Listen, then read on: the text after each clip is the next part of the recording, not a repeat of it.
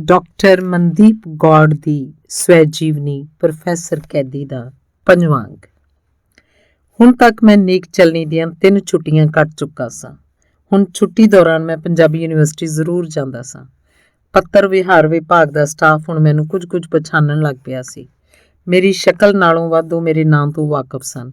ਮੇਰੀ ਪ੍ਰੇਮਿਕਾ ਨੇ ਮੇਰੇ ਜ਼ੋਰ ਦੇਣ ਤੇ ਯੂਨੀਵਰਸਿਟੀ ਵਿਖੇ ਹਿੰਦੀ ਦੀ MA 'ਚ ਦਾਖਲਾ ਲੈ ਲਿਆ ਸੀ। ਉਹ MA ਨਾਭੇ ਕਾਲਜ 'ਚ ਹੀ ਕਰਨਾ ਚਾਹੁੰਦੀ ਸੀ। ਹਰ ਰੋਜ਼ ਬੱਸਾਂ 'ਚ ਸਫ਼ਰ ਕਰਨ ਦੀ ਪਰੇਸ਼ਾਨੀ ਤੋਂ ਬਚਣਾ ਚਾਹੁੰਦੀ ਸੀ, ਪਰ ਮੈਂ ਚਾਹੁੰਦਾ ਸਾਂ ਕਿ ਉਹ ਹਰ ਰੋਜ਼ ਬੱਸ 'ਚ ਸਫ਼ਰ ਕਰਕੇ ਹੀ ਉੱਥੇ ਪੜ੍ਹਨ ਜਾਵੇ ਤੇ ਜ਼ਿੰਦਗੀ ਦੇ ਸਖਤ ਤੋਂ ਸਖਤ ਹਾਲਾਤਾਂ ਦਾ ਸਾਹਮਣਾ ਕਰਨ ਦੀ ਆਦੀ ਹੋ ਜਾਏ। ਮੈਂ ਪੜ੍ਹਾਈ ਨਾਲੋਂ ਵੱਧ ਉਹਦਾ ਬਹੁਪੱਖੀ ਵਿਕਾਸ ਚਾਹੁੰਦਾ ਸਾਂ। ਹੁਣ ਅਸੀਂ ਦੋਵਾਂ ਨੇ ਯੂਨੀਵਰਸਿਟੀ ਵਿਖੇ ਮਿਲਣਾ ਸ਼ੁਰੂ ਕਰਤਾ ਸੀ। ਹਰ ਛੁੱਟੀ ਮੈਂ ਉਹਦੇ ਲਾਇਬ੍ਰੇਰੀ ਕਾਰਡ ਉੱਪਰ ਕੁਝ ਚੰਗੀਆਂ ਕਿਤਾਬਾਂ ਕਢਾ ਲਿਆਉਂਦਾ ਤੇ ਮੈਂ ਤੇ ਲਾਡੀ ਭਾਜੀ ਦੋਵੇਂ ਇਹਨਾਂ ਕਿਤਾਬਾਂ ਨੂੰ ਬੜੇ ਚਾਅ ਨਾਲ ਪੜ੍ਹਦੇ।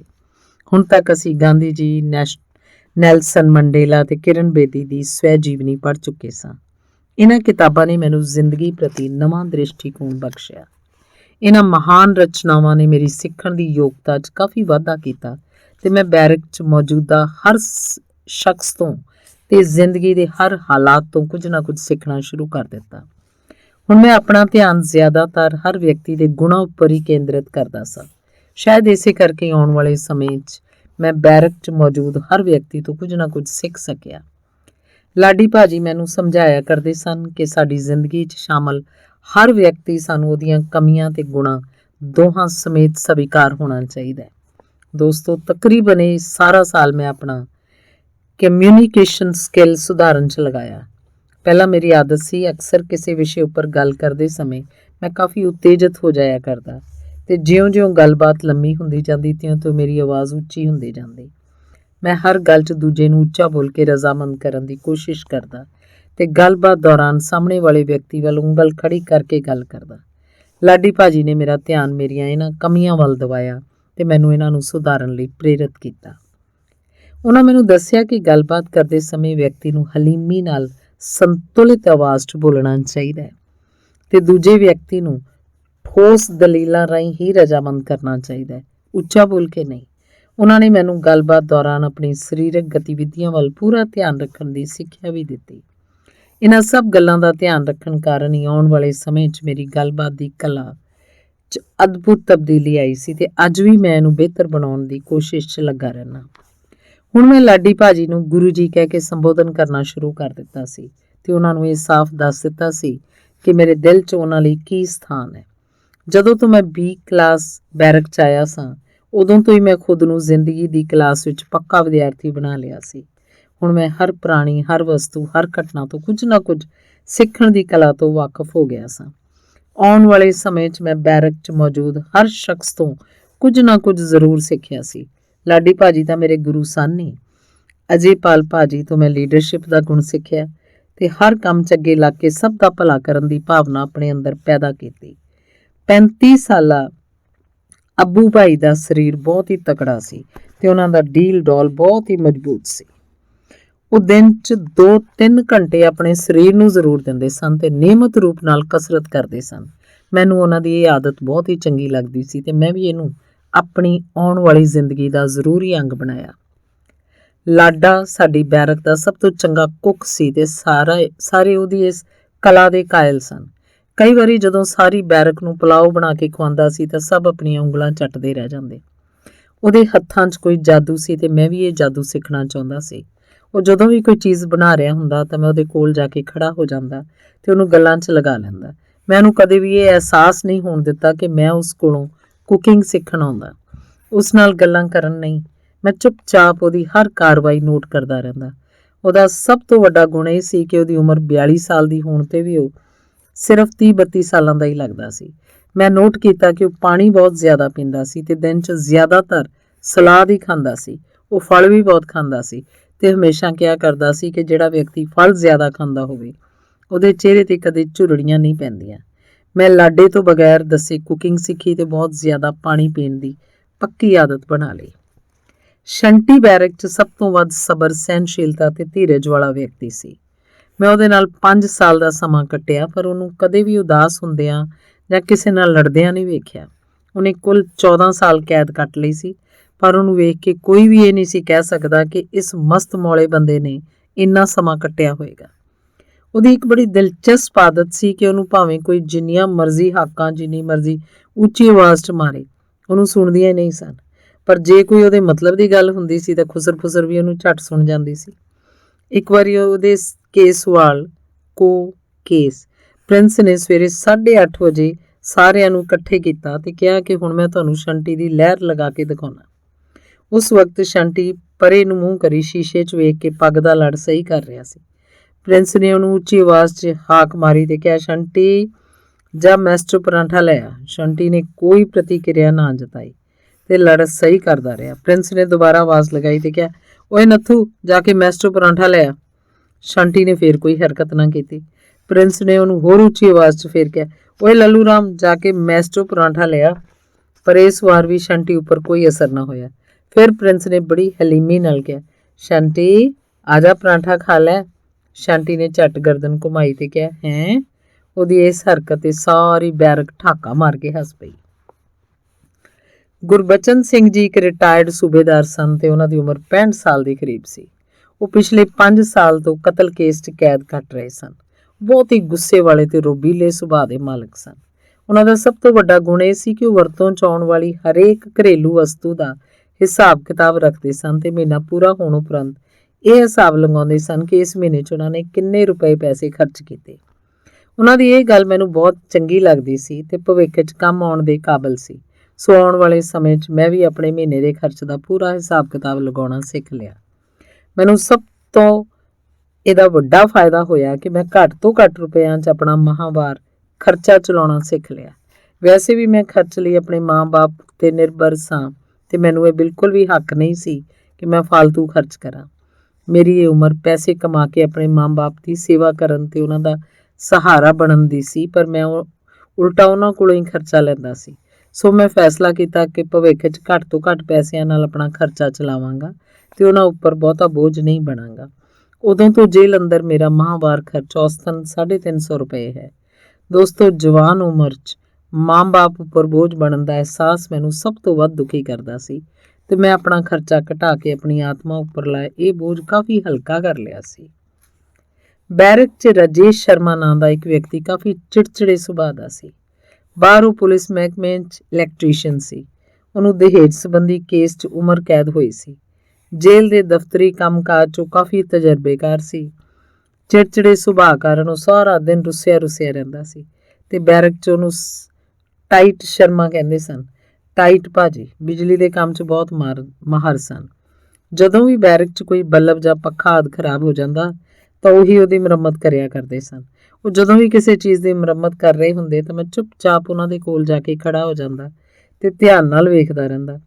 ਸਿੱਟੇ ਵਜੋਂ ਆਉਣ ਵਾਲੇ ਸਮੇਂ 'ਚ ਮੈਂ ਬਿਜਲੀ ਨਾਲ ਚੱਲਣ ਵਾਲੀਆਂ ਵਸਤਾਂ ਦੀ ਮੁਰੰਮਤ ਕਾਫੀ ਹੱਦ ਤੱਕ ਸਿੱਖ ਲਈ ਸੀ। ਟਾਈਟ ਭਾਜੀ ਦੀ ਰਿਹਾਈ ਤੋਂ ਬਾਅਦ ਬੈਰਕ 'ਚ ਬਿਜਲੀ ਨਾਲ ਚੱਲਣ ਵਾਲੀ ਹਰ ਵਸਤੂ ਦੀ ਰਿਪੇਅਰ ਮੈਂ ਤੇ ਲਾਡੀ ਭਾਜੀ ਕਰਿਆ ਕਰਦੇ ਸਾਂ।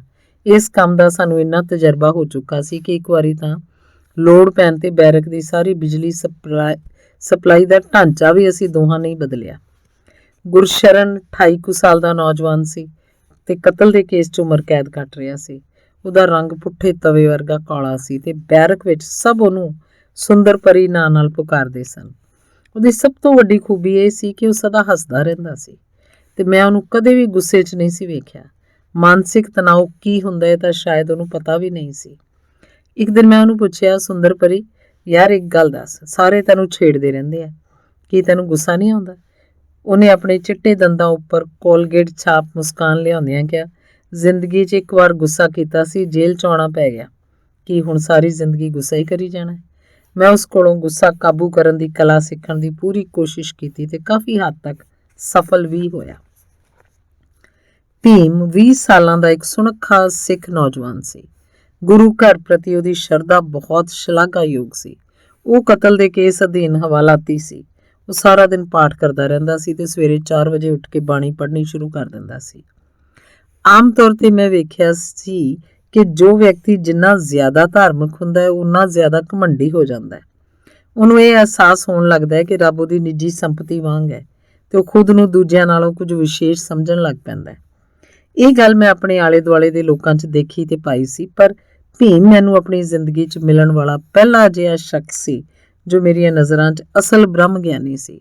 ਉਹ ਕਦੇ ਵੀ ਆਪਣਾ ਧਾਰਮਿਕ ਗਿਆਨ ਦੂਸਰਿਆਂ ਉੱਪਰ ਥੋਪਣ ਦੀ ਕੋਸ਼ਿਸ਼ ਨਹੀਂ ਸੀ ਕਰਦਾ। ਉਹਦੇ ਵਿਹਾਰ 'ਚ ਬਹੁਤ ਨਿਮਰਤਾ ਸੀ। ਉਹ ਇੰਜੀਨੀਅਰਿੰਗ 'ਚ ਡਿਪਲੋਮਾ ਹੋਲਡਰ ਸੀ ਤੇ ਉਹਨੂੰ ਕਾਫੀ ਗਿਆਨ ਸੀ। ਉਹਦਾ ਸਧਾਰਨ ਗਿਆਨ ਵੀ ਚੰਗਾ ਸੀ।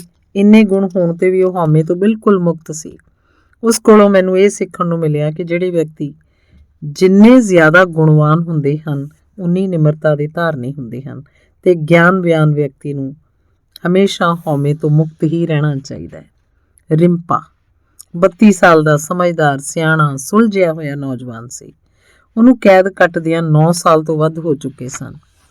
ਉਹ ਬੈਰਕ ਵਿੱਚ ਹਰ ਸਮੇਂ ਰੌਣਕ ਲਾਈ ਰੱਖਦਾ ਸੀ। ਬਹੁਤ ਹੀ ਹਾਜ਼ਰ ਜਵਾਬ ਸੀ ਤੇ ਉਦਾਸ ਮਾਹੌਲ ਨੂੰ ਵੀ ਖੁਸ਼ਗਵਾਰ ਬਣਾਉਣ ਦੀ ਕਾਬਲੀਅਤ ਰੱਖਦਾ ਸੀ। ਉਹ ਬੈਰਕ 'ਚ ਮੌਜੂਦ ਸਭ ਬੰਦੀਆਂ ਨੂੰ ਆਪਸ ਵਿੱਚ ਜੋੜੀ ਰੱਖਦਾ ਸੀ। ਜਦੋਂ ਵੀ ਬੈਰਕ 'ਚ ਕੋਈ ਦੋ ਵਿਅਕਤੀ ਆਪਸ 'ਚ ਲੜ ਪੈਂਦੇ ਸਨ ਤਾਂ ਰਿੰਪਾ ਉਹਨਾਂ ਦੀ ਆਪਸੀ ਲੜਾਈ ਨੂੰ ਕਦੇ ਵੀ ਜੇਲ੍ਹ ਪ੍ਰਸ਼ਾਸਨ ਤੱਕ ਨਹੀਂ ਸੀ ਪਹੁੰਚਣ ਦਿੰਦਾ ਤੇ ਬੈਰਕ ਵਿੱਚ ਹੀ ਸਮਝੌਤਾ ਕਰਵਾ ਦਿੰਦਾ ਸੀ। ਉਹ ਹਮੇਸ਼ਾ ਕਿਹਾ ਕਰਦਾ ਸੀ ਕਿ ਕਈ ਵਾਰੀ ਘਰ 'ਚ ਵੀ ਇੱਕ ਪਰਿਵਾਰ ਦੇ ਮੈਂਬਰਾਂ ਵਿਚਕਾਰ ਝਗੜਾ ਹੋ ਜਾਂਦਾ ਹੈ, ਪਰ ਉਹ ਉਸ ਝਗੜੇ ਨੂੰ ਕਦੇ ਵੀ ਪੁਲਿਸ ਕੋਲ ਨਹੀਂ ਲੈ ਕੇ ਜਾਂਦੇ ਬਲਕਿ ਆਪੇ ਨਿਬੇੜ ਲੈਂਦੇ ਹਨ। ਉਹ ਬੈਰਕ ਦੇ ਸਾਰੇ ਬੰਦੀਆਂ ਨੂੰ ਇੱਕ ਪਰਿਵਾਰ ਦੇ ਮੈਂਬਰਾਂ ਵਾਂਗ ਰਹਿਣ ਦੀ ਪ੍ਰੇਰਨਾ ਦਿੰਦਾ ਸੀ। ਉਹਦੀ ਗੱਲ ਬਿਲਕੁਲ ਸੱਚ ਸੀ। ਅਸੀਂ ਸਾਰੇ ਇੱਕ ਦੂਜੇ ਦੇ ਸੁੱਖ ਦੁੱਖ ਦੇ ਸਾਥੀ ਪਰਿਵਾਰਕ ਮੈਂਬਰ ਹੀ ਤਾਂ ਸਾਂ। ਦੋਸਤੋ, ਮੈਂ ਉਹਦੀ ਗੱਲ ਨੂੰ ਚੰਗੀ ਤਰ੍ਹਾਂ ਲੜ ਬੰਨ੍ਹ ਲਿਆ ਸੀ ਤੇ ਨਤੀਜੇ ਵਜੋਂ ਅੱਜ ਤੱਕ ਕਦੇ ਵੀ ਮੇਰੀ ਬੈਰਕ 'ਚ ਕਿਸੇ ਨਾਲ ਲੜਾਈ ਨਹੀਂ ਹੋਈ। ਜੇ ਕਦੇ ਕੋਈ ਕੁਝ ਉੱਚਾ ਨੀਵਾਂ ਕਹਿ ਵੀ ਦਿੰਦਾ ਤੇ ਮੈਂ ਸੋਚ ਕੇ ਚੁੱਪ ਕਰ ਜਾਂਦਾ ਸੀ ਕਿ ਮੇਰੇ ਘਰ ਦੇ ਮੈਂਬਰ ਨਹੀਂ ਤਾਂ ਕਿਹਾ, ਇਹਦੀ ਗੱਲ ਦਾ ਕੀ ਗੁੱਸਾ ਕਰਨਾ। ਰਿੰਪੇ ਦੀ ਇੱਕ ਹੋਰ ਚੰਗੀ ਆਦਤ ਇਹ ਸੀ ਕਿ ਉਹ ਸੱਚ ਨੂੰ ਹਮੇਸ਼ਾ ਸੱਚ ਹੀ ਕਹਿੰਦਾ ਸੀ ਤੇ ਕਿਸੇ ਵੀ ਕੀਮਤ ਤੇ ਆਪਣੇ ਇਸ ਅਸੂਲ ਨਾਲ ਸਮਝੌਤਾ ਨਹੀਂ ਸੀ ਕਰਦਾ। ਉਹਦੀ ਇਸ ਆਦਤ ਤੋਂ ਮੈਨੂੰ ਇਹ ਸਬਕ ਮਿਲਿਆ ਕਿ ਜ਼ਿੰਦਗੀ 'ਚ ਇਨਸਾਨ ਦੇ ਕੁਝ ਚੰਗੇ ਅਸੂਲ ਜ਼ਰੂਰ ਹੋਣੇ ਚਾਹੀਦੇ ਹਨ ਤੇ ਜਿਸ ਵਿਅਕਤੀ ਦੇ ਕੋਈ ਅਸੂਲ ਨਹੀਂ ਉਹ ਵਿਸ਼ਵਾਸ ਦੇ ਕਾਬਿਲ ਨਹੀਂ ਹੁੰਦਾ। ਇੰਦਰਜੀਤ 36 ਸਾਲਾਂ ਦਾ ਸੁਨੱਖਾ ਨੌਜਵਾਨ ਸੀ ਤੇ ਡਿਊਟੀ ਵਿਖੇ ਅਫਸਰਾਂ ਦਾ ਚਹੇਤਾ ਮੁਨਸ਼ੀ ਸੀ। ਜਦੋਂ ਵੀ ਹਾਈ ਕੋਰਟ ਨੂੰ ਕਿਸੇ ਰਿਟ ਪਟੀਸ਼ਨ ਦਾ ਜਵਾਬ ਬਣਾ ਕੇ ਭੇਜਣਾ ਹੁੰਦਾ, ਕਿਸੇ ਕੈਦੀ ਦਾ ਅਗੇਤਰੀ ਰਿਹਾਈ ਕੇਸ ਬਣਾ ਕੇ ਮੁੱਖ ਮੰਤਰੀ ਨੂੰ ਭੇਜਣਾ ਹੁੰਦਾ ਜਾਂ ਕਿਸੇ ਬੰਦੀ ਦੀ ਜੇਲ੍ਹ ਅੰਦਰ ਮੌਤ ਹੋ ਜਾਣ ਤੇ ਲੋੜੀਂਦੀ ਕਾਗਜ਼ੀ ਕਾਰਵਾਈ ਕਰਨੀ ਹੁੰਦੀ ਤਾਂ ਉਹਨੂੰ ਹੀ ਯਾਦ ਕੀਤਾ ਜਾਂਦਾ। ਦਿਨ ਹੋਵੇ ਭਾਵੇਂ ਰਾਤ, ਉਹਨੂੰ ਕਿਸੇ ਵੀ ਸਮੇਂ ਬੁਲਾਵਾ ਆ ਜਾਂਦਾ। ਉਹ ਦਿਲ ਦਾ ਬਹੁਤ ਨੇਕ ਸੀ ਤੇ ਅਫਸਰਾਂ ਨਾਲ ਇੰਨੀ ਨੇੜਤਾ ਹੋਣ ਦੇ ਬਾਵਜੂਦ ਵੀ ਉਹਨੇ ਕਦੇ ਕਿਸੇ ਬੰਦੀ ਦੀ ਨਿੰਦਿਆ ਚੁਗਲੀ ਕਿਸੇ ਅਫਸਰ ਕੋਲ ਨਹੀਂ ਸੀ ਕੀਤੀ। ਉਹ ਦੋ ਗੱਲਾਂ 'ਚ ਮੇਰਾ ਉਸਤਾਦ ਸੀ। ਇੱਕ ਤਾਂ ਉਹ ਵਾਲੀਬਾਲ ਦਾ ਬਹੁਤ ਵਧੀਆ ਖਿਡਾਰੀ ਸੀ ਤੇ ਮੈਂ ਉਸ ਕੋਲੋਂ ਵਾਲੀਬਾਲ ਦਾ ਹਰ ਗੁਰ ਸਿੱਖਿਆ ਸੀ ਤੇ ਦੂਜਾ ਮੈਂ ਉਹਦੇ ਕੋਲੋਂ ਸਭ ਕਾਨੂੰਨੀ ਦਾਅ ਪੇਚ ਤੇ ਹਰ ਕਾਗਜ਼ੀ ਕਾਰਵਾਈ ਸਿੱਖ ਲਈ ਸੀ। ਬਾਹਰ ਉਹ ਕਿਸੇ ਸਰਕਾਰੀ ਦਫ਼ਤਰ ਵਿਖੇ ਕਲਰਕ ਸੀ ਤੇ ਹਿਸਾਬ ਕਿਤਾਬ ਰੱਖਣਾ ਤੇ ਬਿੱਲ ਆਦਿ ਬਣਾਉਣਾ ਉਹਦੇ ਖੱਬੇ ਹੱਥ ਦੀ ਖੇਡ ਸਨ। ਇਹ ਗੁਰ ਵੀ ਮੈਂ ਕਾਫੀ ਹੱਦ ਤੱਕ ਸਿੱਖ ਲਏ ਸਨ। ਇੱਕ ਦਿਨ ਜਦੋਂ ਮੈਂ ਤੇ ਅਜੇਪਾਲ ਭਾਜੀ ਇੱਕ ਦੂਜੇ ਨੂੰ ਆਪਣੇ ਦਿਲ ਦੀਆਂ ਗੱਲਾਂ ਦੱਸ ਰਹੇ ਸਾਂ ਤਾਂ ਭਾਜੀ ਨੇ ਮੈਨੂੰ ਇੱਕ ਬੜੀ ਕੰਮ ਦੀ ਗੱਲ ਦੱਸੀ। ਉਹਨਾਂ ਮੈਨੂੰ ਦੱਸਿਆ ਕਿ ਉਹਨਾਂ ਦੀ ਪਤਨੀ ਅਮਰੀਕਾ ਵਿਖੇ ਇੱਕ ਸਰਕਾਰੀ ਦਫ਼ਤਰ 'ਚ ਨੌਕਰੀ ਕਰਦੀ ਸੀ ਤੇ ਇੱਕ ਦਿਨ ਉਹਦੇ ਦਫ਼ਤਰ ਦੀਆਂ ਸਾਰੀਆਂ ਔਰਤਾਂ ਲੰਚ ਟਾਈਮ 'ਚ ਆਪਸ 'ਚ ਗੱਲਾਂ ਕਰ ਰਹੀਆਂ ਸਨ ਤੇ ਭਾਜੀ ਦੀ ਪਤਨੀ ਤੋਂ ਇਲਾਵਾ ਬਾਕੀ ਸਭ ਗੋਰੀਆਂ ਸਨ। ਇੱਕ ਗੋਰੀ ਔਰਤ ਨੇ ਕਿਹਾ ਕਿ ਮੇਰਾ ਪਤੀ ਮੈਨੂੰ ਪਿਆਰ ਕਰਦਾ। ਦੂਜੀ ਨੇ ਕਿਹਾ ਮੇਰਾ ਪਤੀ ਮੈਨੂੰ ਬਹੁਤ ਪਿਆਰ ਕਰਦਾ। ਤੀਜੀ ਨੇ ਕਿਹਾ ਮੇਰਾ ਪਤੀ ਮੈਨੂੰ ਹੱਦੋਂ ਵੱਧ ਪਿਆਰ ਕਰਦਾ ਹੈ। ਇਸ ਤਰ੍ਹਾਂ ਹਰੇਕ ਗੋਰੀ ਔਰਤ ਇਹ ਸਾਬਤ ਕਰਨ ਦੀ ਕੋਸ਼ਿਸ਼ ਕਰ ਰਹੀ ਸੀ ਕਿ ਉਹਦਾ ਪਤੀ ਉਹਨੂੰ ਸਭ ਤੋਂ ਵੱਧ ਪਿਆਰ ਕਰਦਾ ਹੈ। ਭਾਜੀ ਦੀ ਭਾਰਤੀ ਪਤਨੀ ਕੁਝ ਦੇਰ ਉਹਨਾਂ ਦੀਆਂ ਗੱਲਾਂ ਸੁਣਦੀ ਰਹੀ ਤੇ ਫਿਰ ਬੋਲੀ, ਹਰੇਕ ਪਤੀ ਆਪਣੀ ਪਤਨੀ ਨੂੰ ਪਿਆਰ ਕਰਦਾ ਹੈ, ਝੂਠਾ ਜਾਂ ਸੱਚਾ, ਪਰ ਮੇਰਾ ਪਤੀ ਮੇਰਾ ਸਤਿਕਾਰ ਕਰਦਾ ਹੈ। ਉਹ ਸੱਚਮੁੱਚ ਮੇਰਾ ਬਹੁਤ ਸਤਿਕਾਰ ਕਰਦਾ ਹੈ। ਮੈਨੂੰ ਇਹ ਗੱਲ ਦੱਸਦਿਆਂ ਭਾਜੀ ਦੀਆਂ ਅੱਖਾਂ 'ਚ ਕੁਝ ਨਮੀ ਆ ਗਈ ਸੀ। ਇਹ ਗੱਲ ਮੇਰੀ ਜ਼ਿੰਦਗੀ ਦੀ ਨਾ ਭੁੱਲਣ ਯੋਗ ਯਾਦ ਬਣ ਗਈ ਤੇ ਮੈਂ ਆਪਣੀ ਡਾਇਰੀ 'ਚ ਸੁਨਹਿਰੇ ਅੱਖਰਾਂ ਨਾਲ ਲਿਖ ਲਈ ਸੀ। ਭਾਜੀ ਨੂੰ ਆਪਣੇ ਅਮਰੀਕਨ ਨਾਗਰਿਕ ਹੋਣ ਦਾ ਬੜਾ ਮਾਣ ਸੀ ਤੇ ਉਹਨਾਂ ਦਾ ਦੇਸ਼ ਭਗਤੀ ਦਾ ਜਜ਼ਬਾ ਬਹੁਤ ਡੂੰਘਾ ਸੀ। ਉਹ ਕਿਹਾ ਕਰਦੇ ਸਨ ਕਿ ਉਹ ਅਮਰੀਕਾ ਦੀ ਧਰਤੀ ਦੇ ਸਦਾ ਰਿਣੀ ਰਹਿਣਗੇ ਕਿਉਂਕਿ ਇਸ ਧਰਤੀ ਨੇ ਭਾਜੀ ਦੇ ਜੇਲ੍ਹ ਆ ਜਾਣ ਤੋਂ ਬਾਅਦ ਵੀ ਉਹਨਾਂ ਦੇ ਬੀਵੀ ਬੱਚਿਆਂ ਨੂੰ ਰੋਜ਼ੀ ਰੋਟੀ ਦਿੱਤੀ ਸੀ ਤੇ ਭਾਜੀ ਨੂੰ ਉਹਨਾਂ ਦੇ ਭਵਿੱਖ ਦੀ ਕੋਈ ਚਿੰਤਾ ਨਹੀਂ ਸੀ। ਇਹਦਾ ਕਾਰਨ ਉਹਨਾਂ ਦੇ ਪਰਿਵਾਰ ਦਾ ਅਮਰੀਕੀ ਨਾਗਰਿਕ ਹੋਣਾ ਹੀ ਸੀ। ਜੇਕਰ ਉਹ ਭਾਰਤੀ ਨਾਗਰਿਕ ਹੁੰਦੇ ਤਾਂ ਸ਼ਾਇਦ ਉਹਨਾਂ ਦੀ ਸਥਿਤੀ ਅੱਜ ਸੰਤੁਸ਼ਟੀ ਵਾਲੀ ਨਹੀਂ ਹੋਣੀ ਸੀ। ਦੋਸਤੋ, ਮੈਂ ਖੁਦ ਨੂੰ ਬਹੁਤ ਖੁਸ਼ਕਿਸਮਤ ਸਮਝਦਾ ਕਿ ਮੈਨੂੰ ਬੈਰਕ 'ਚ ਅਜਿਹੀਆਂ ਸ਼ਖਸੀਅਤਾਂ ਮਿਲੀਆਂ ਜਿਨ੍ਹਾਂ ਤੋਂ ਮੈਂ ਆਉਣ ਵਾਲੇ ਜੀਵਨ ਲਈ ਬਹੁਤ ਕੁਝ ਸਿੱਖ ਸਕਿਆ। ਹਰੇਕ ਵਿਅਕਤੀ ਤੋਂ ਮੈਂ ਆਪਣੇ ਕੰਮ ਦੀ ਹਰ ਗੱਲ ਸਿੱਖ ਲਈ ਸੀ। ਇੰਨੇ ਵਿਅਕਤੀਆਂ ਦੀ ਟ੍ਰੇਨਿੰਗ ਨੇ ਮੈਨੂੰ ਇੱਕ ਬਿਲਕੁਲ ਨਵਾਂ ਇਨਸਾਨ ਬਣਾ ਦਿੱਤਾ ਸੀ। MA ਪਾਰਟ 2 'ਚ ਮੈਂ ਪੜ੍ਹਾਈ ਉੱਪਰ ਕਾਫੀ ਮਿਹਨਤ ਕੀਤੀ। ਇਸ ਵਾਰ ਆਪਣੇ 94ਵੇਂ ਵਿਸ਼ੇ ਵਜੋਂ ਮੈਂ ਸ੍ਰੀ ਗੁਰੂ ਗ੍ਰੰਥ ਸਾਹਿਬ ਦਾ ਅਧਿਐਨ ਪੜ੍ਹ ਰਿਹਾ ਸਾਂ। ਮੈਂ ਸ੍ਰੀ ਗੁਰੂ ਗ੍ਰੰਥ ਸਾਹਿਬ ਉੱਪਰ ਆਪਣਾ ਖੋਜ ਨਿਬੰਧ ਵੀ ਲਿਖ ਰਿਹਾ ਸਾਂ। ਇਸੇ ਕਰਕੇ ਬਾਣੀ ਪੜ੍ਹਨਾ ਮੇਰੀ ਜ਼ਰੂਰਤ ਬਣ ਗਿਆ ਸੀ ਤੇ ਇਹਦਾ ਸੁਖਾਵਾਂ ਪ੍ਰਭਾਵ ਮੈਨੂੰ ਦਿਨ ਬ ਦਿਨ ਸੰਤੁਸ਼ਟ ਕਰ ਰਿਹਾ ਸੀ। ਬਾਣੀ ਤੇ ਸਿੱਖ ਧਰਮ ਬਾਰੇ ਮੈਨੂੰ ਕਾਫੀ ਗਹਿਰੀ ਜਾਣਕਾਰੀ ਹੋ ਗਈ ਸੀ। ਮੈਂ ਬਾਣੀ ਦੀ ਸੁਹਿਰਦਤਾ ਤੋਂ ਪੂਰਾ ਵਾਕਿਫ ਹੋ ਗਿਆ ਸਾਂ ਤੇ ਸ੍ਰੀ ਗੁਰੂ ਅਰਜਨ ਦੇਵ ਜੀ ਦੀ ਵਿਦਵਤਾ ਦਾ ਵੀ ਪੂਰਾ ਕਾਇਲ ਹੋ ਚੁੱਕਾ ਸਾਂ। ਸਿੱਟੇ ਵਜੋਂ ਆਉਣ ਵਾਲੇ ਸਮੇਂ 'ਚ ਸਿੱਖਿਜ਼ਮ ਮੇਰਾ ਮਨਪਸੰਦ ਵਿਸ਼ਾ ਬਣ ਗਿਆ। ਮੇਰੇ ਇਮਤਿਹਾਨਾਂ ਦਾ ਸਮਾਂ ਕਾਫੀ ਨੇੜੇ ਆ ਗਿਆ ਸੀ ਤੇ ਮੇਰੀ ਪੜ੍ਹਾਈ ਪੂਰੇ ਜ਼ੋਰਾਂ ਉੱਪਰ ਸੀ। ਇਹ ਉਹ ਸਮਾਂ ਸੀ ਜਦੋਂ ਮੇਰੀ ਖੁਸ਼ਕਿਸਮਤੀ ਦੇ ਸਦਕੇ ਰਵੀ ਸਿੱਧੂ ਵਰਗੀ ਸ਼ਖਸੀਅਤ ਜੇਲ੍ਹ ਅੰਦਰ ਆਈ। ਉਹਨਾਂ ਦਾ ਮੰਜਾ ਮੇਰੇ ਬਿਲਕੁਲ ਸਾਹਮਣੇ ਸੀ।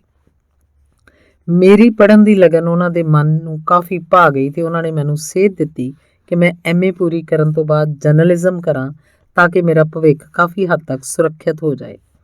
ਉਹਨਾਂ ਨੇ ਮੈਨੂੰ ਦੱਸਿਆ ਕਿ ਮੇਰੇ ਵਰਗੇ ਮਿਹਨਤੀ ਜਵਾਨ ਲਈ ਜਰਨਲਿਜ਼ਮ ਬਹੁਤ ਵਧੀਆ ਖੇਤਰ ਹੈ ਤੇ ਇਸ 'ਚ ਅੱਗੇ ਵਧਣ ਦੇ ਬਹੁਤ ਜ਼ਿਆਦਾ ਮੌਕੇ ਹਨ। ਮੈਂ 65% ਅੰਕ ਪ੍ਰਾਪਤ ਕਰਕੇ MA ਪਾਸ ਕਰ ਲਈ ਤੇ ਹੁਣ ਸਿੱਧੂ ਸਾਹਿਬ ਦੀ ਸਲਾਹ ਅਨੁਸਾਰ ਜਰਨਲਿਜ਼ਮ ਕਰਨ ਦਾ ਪੱਕਾ ਮਨ ਬਣਾ ਲਿਆ ਸੀ। ਤੇ ਇੱਕ ਦਿਨ ਉਹਨਾਂ ਨੇ ਮੈਨੂੰ ਕਿਹਾ ਕਿ MA ਕਰਨ ਦਾ ਅਸਲੀ ਫਾਇਦਾ ਤਾਂ ਤਦੋਂ ਹੀ ਹੈ ਜੇ ਮੈਂ ਅੱਗੇ PhD ਕਰਾਂ। ਇਹ ਸੁਣ ਕੇ ਮੇਰੀ ਉਤਸੁਕਤਾ ਹੋਰ ਵੱਧ ਗਈ ਤੇ ਮੈਂ ਆਪਣੀ ਪ੍ਰੇਮਿਕਾ ਨੂੰ PhD ਬਾਰੇ ਪੂਰੀ ਜਾਣਕਾਰੀ ਇਕੱਠੀ ਕਰਨ ਦੀ ਜ਼ਿੰਮੇਵਾਰੀ ਸੌਂਪ ਦਿੱਤੀ। ਮੈਂ post graduate diploma in journalism and mass communication the fees ਭਰ ਦਿੱਤੀ ਤੇ ਪੜ੍ਹਨਾ ਸ਼ੁਰੂ ਕਰ ਦਿੱਤਾ। ਸਿੱਧੂ ਸਾਹਿਬ ਨੇ ਮੈਨੂੰ ਜਰਨਲਿਜ਼ਮ ਦੇ ਕਾਫੀ ਗੁਰ ਸਿਖਾਏ ਤੇ ਜਰਨਲਿਜ਼ਮ 'ਚ ਮੇਰੇ ਪਹਿਲੇ ਗੁਰੂ ਬਣੇ। ਸ਼ੁਰੂ 'ਚ ਜਦੋਂ ਵੀ ਮੈਂ ਕੋਈ ਆਰਟੀਕਲ ਲਿਖ ਕੇ ਉਹਨਾਂ ਕੋਲੋਂ ਚੈੱਕ ਕਰਾਉਣ ਲਈ ਜਾਂਦਾ ਤਾਂ ਸਾਰੇ ਦਾ ਸਾਰਾ ਆਰਟੀਕਲ ਲਾਲ ਲਕੀਰਾਂ ਮਾਰ ਕੇ ਰੰਗੀਨ ਕਰ ਦਿੰਦੇ ਤੇ ਮੈਨੂੰ ਦਿਲ 'ਚ ਬਹੁਤ ਹੀ ਗੁੱਸਾ ਆਉਂਦਾ, ਪਰ ਮੈਂ ਇਹ ਚੰਗੀ ਤਰ੍ਹਾਂ ਜਾਣਦਾ ਸੀ ਕਿ ਉਹ ਜਿਹਾ ਮੇਰੀ ਭਲਾਈ ਲਈ ਹੀ ਕਰਦੇ ਸਨ। ਲਗਭਗ 3 ਮਹੀਨੇ ਮੈਂ ਕਦੀ ਲਿਖਣ ਕਦੀ ਮਿਟਾਉਣ 'ਚ ਹੀ ਲੱਗਾ ਰਿਹਾ, ਪਰ ਜਦੋਂ ਮੈਂ ਆਪਣੀ ਅਸਾਈਨਮੈਂਟ ਦਾ ਫਾਈਨਲ ਪੀਸ ਤਿਆਰ ਕਰਕੇ ਉਹਨਾਂ ਕੋਲ ਚੈੱਕ ਕਰਾਉਣ ਗਿਆ ਤਾਂ ਇਸ 'ਚ ਕੋਈ ਗਲਤੀ ਨਹੀਂ ਕੱਢ ਸਕੇ। ਇਸ ਗੱਲ ਦੀ ਖੁਸ਼ੀ ਉਹਨਾਂ ਨੂੰ ਮੇਰੇ ਨਾਲੋਂ ਵੀ ਕਈ ਗੁਣਾ ਵਧੇਰੇ ਹੋਈ, ਕਿਉਂਕਿ ਮੇਰੇ ਨਾਲੋਂ ਵੱਧ ਮਿਹਨਤ ਤਾਂ ਉਹਨਾਂ ਨੇ ਮੇਰੇ ਉੱਪਰ ਕੀਤੀ ਸੀ। ਮੇਰੇ ਛੁੱਟੀ ਜਾਣ ਦਾ ਸਮਾਂ ਕਾਫੀ ਨੇੜੇ ਆ ਗਿਆ ਸੀ ਤੇ ਮੇਰੀ ਪ੍ਰੇਮਿਕਾ ਨੇ PhD ਸੰਬੰਧੀ ਸਾਰੀ ਜਾਣਕਾਰੀ ਇਕੱਠੀ ਕਰਕੇ ਮੈਨੂੰ ਦੇ ਦਿੱਤੀ ਸੀ। ਹੁਣ ਮੈਂ ਜਲਦੀ ਤੋਂ ਜਲਦੀ ਬਾਹਰ ਜਾ ਕੇ PhD 'ਚ ਐਨਰੋਲਮੈਂਟ ਕਰਾਉਣ ਲਈ ਉਤਸੁਕ ਸਾਂ। ਅੰਗ 6ਵਾਂ।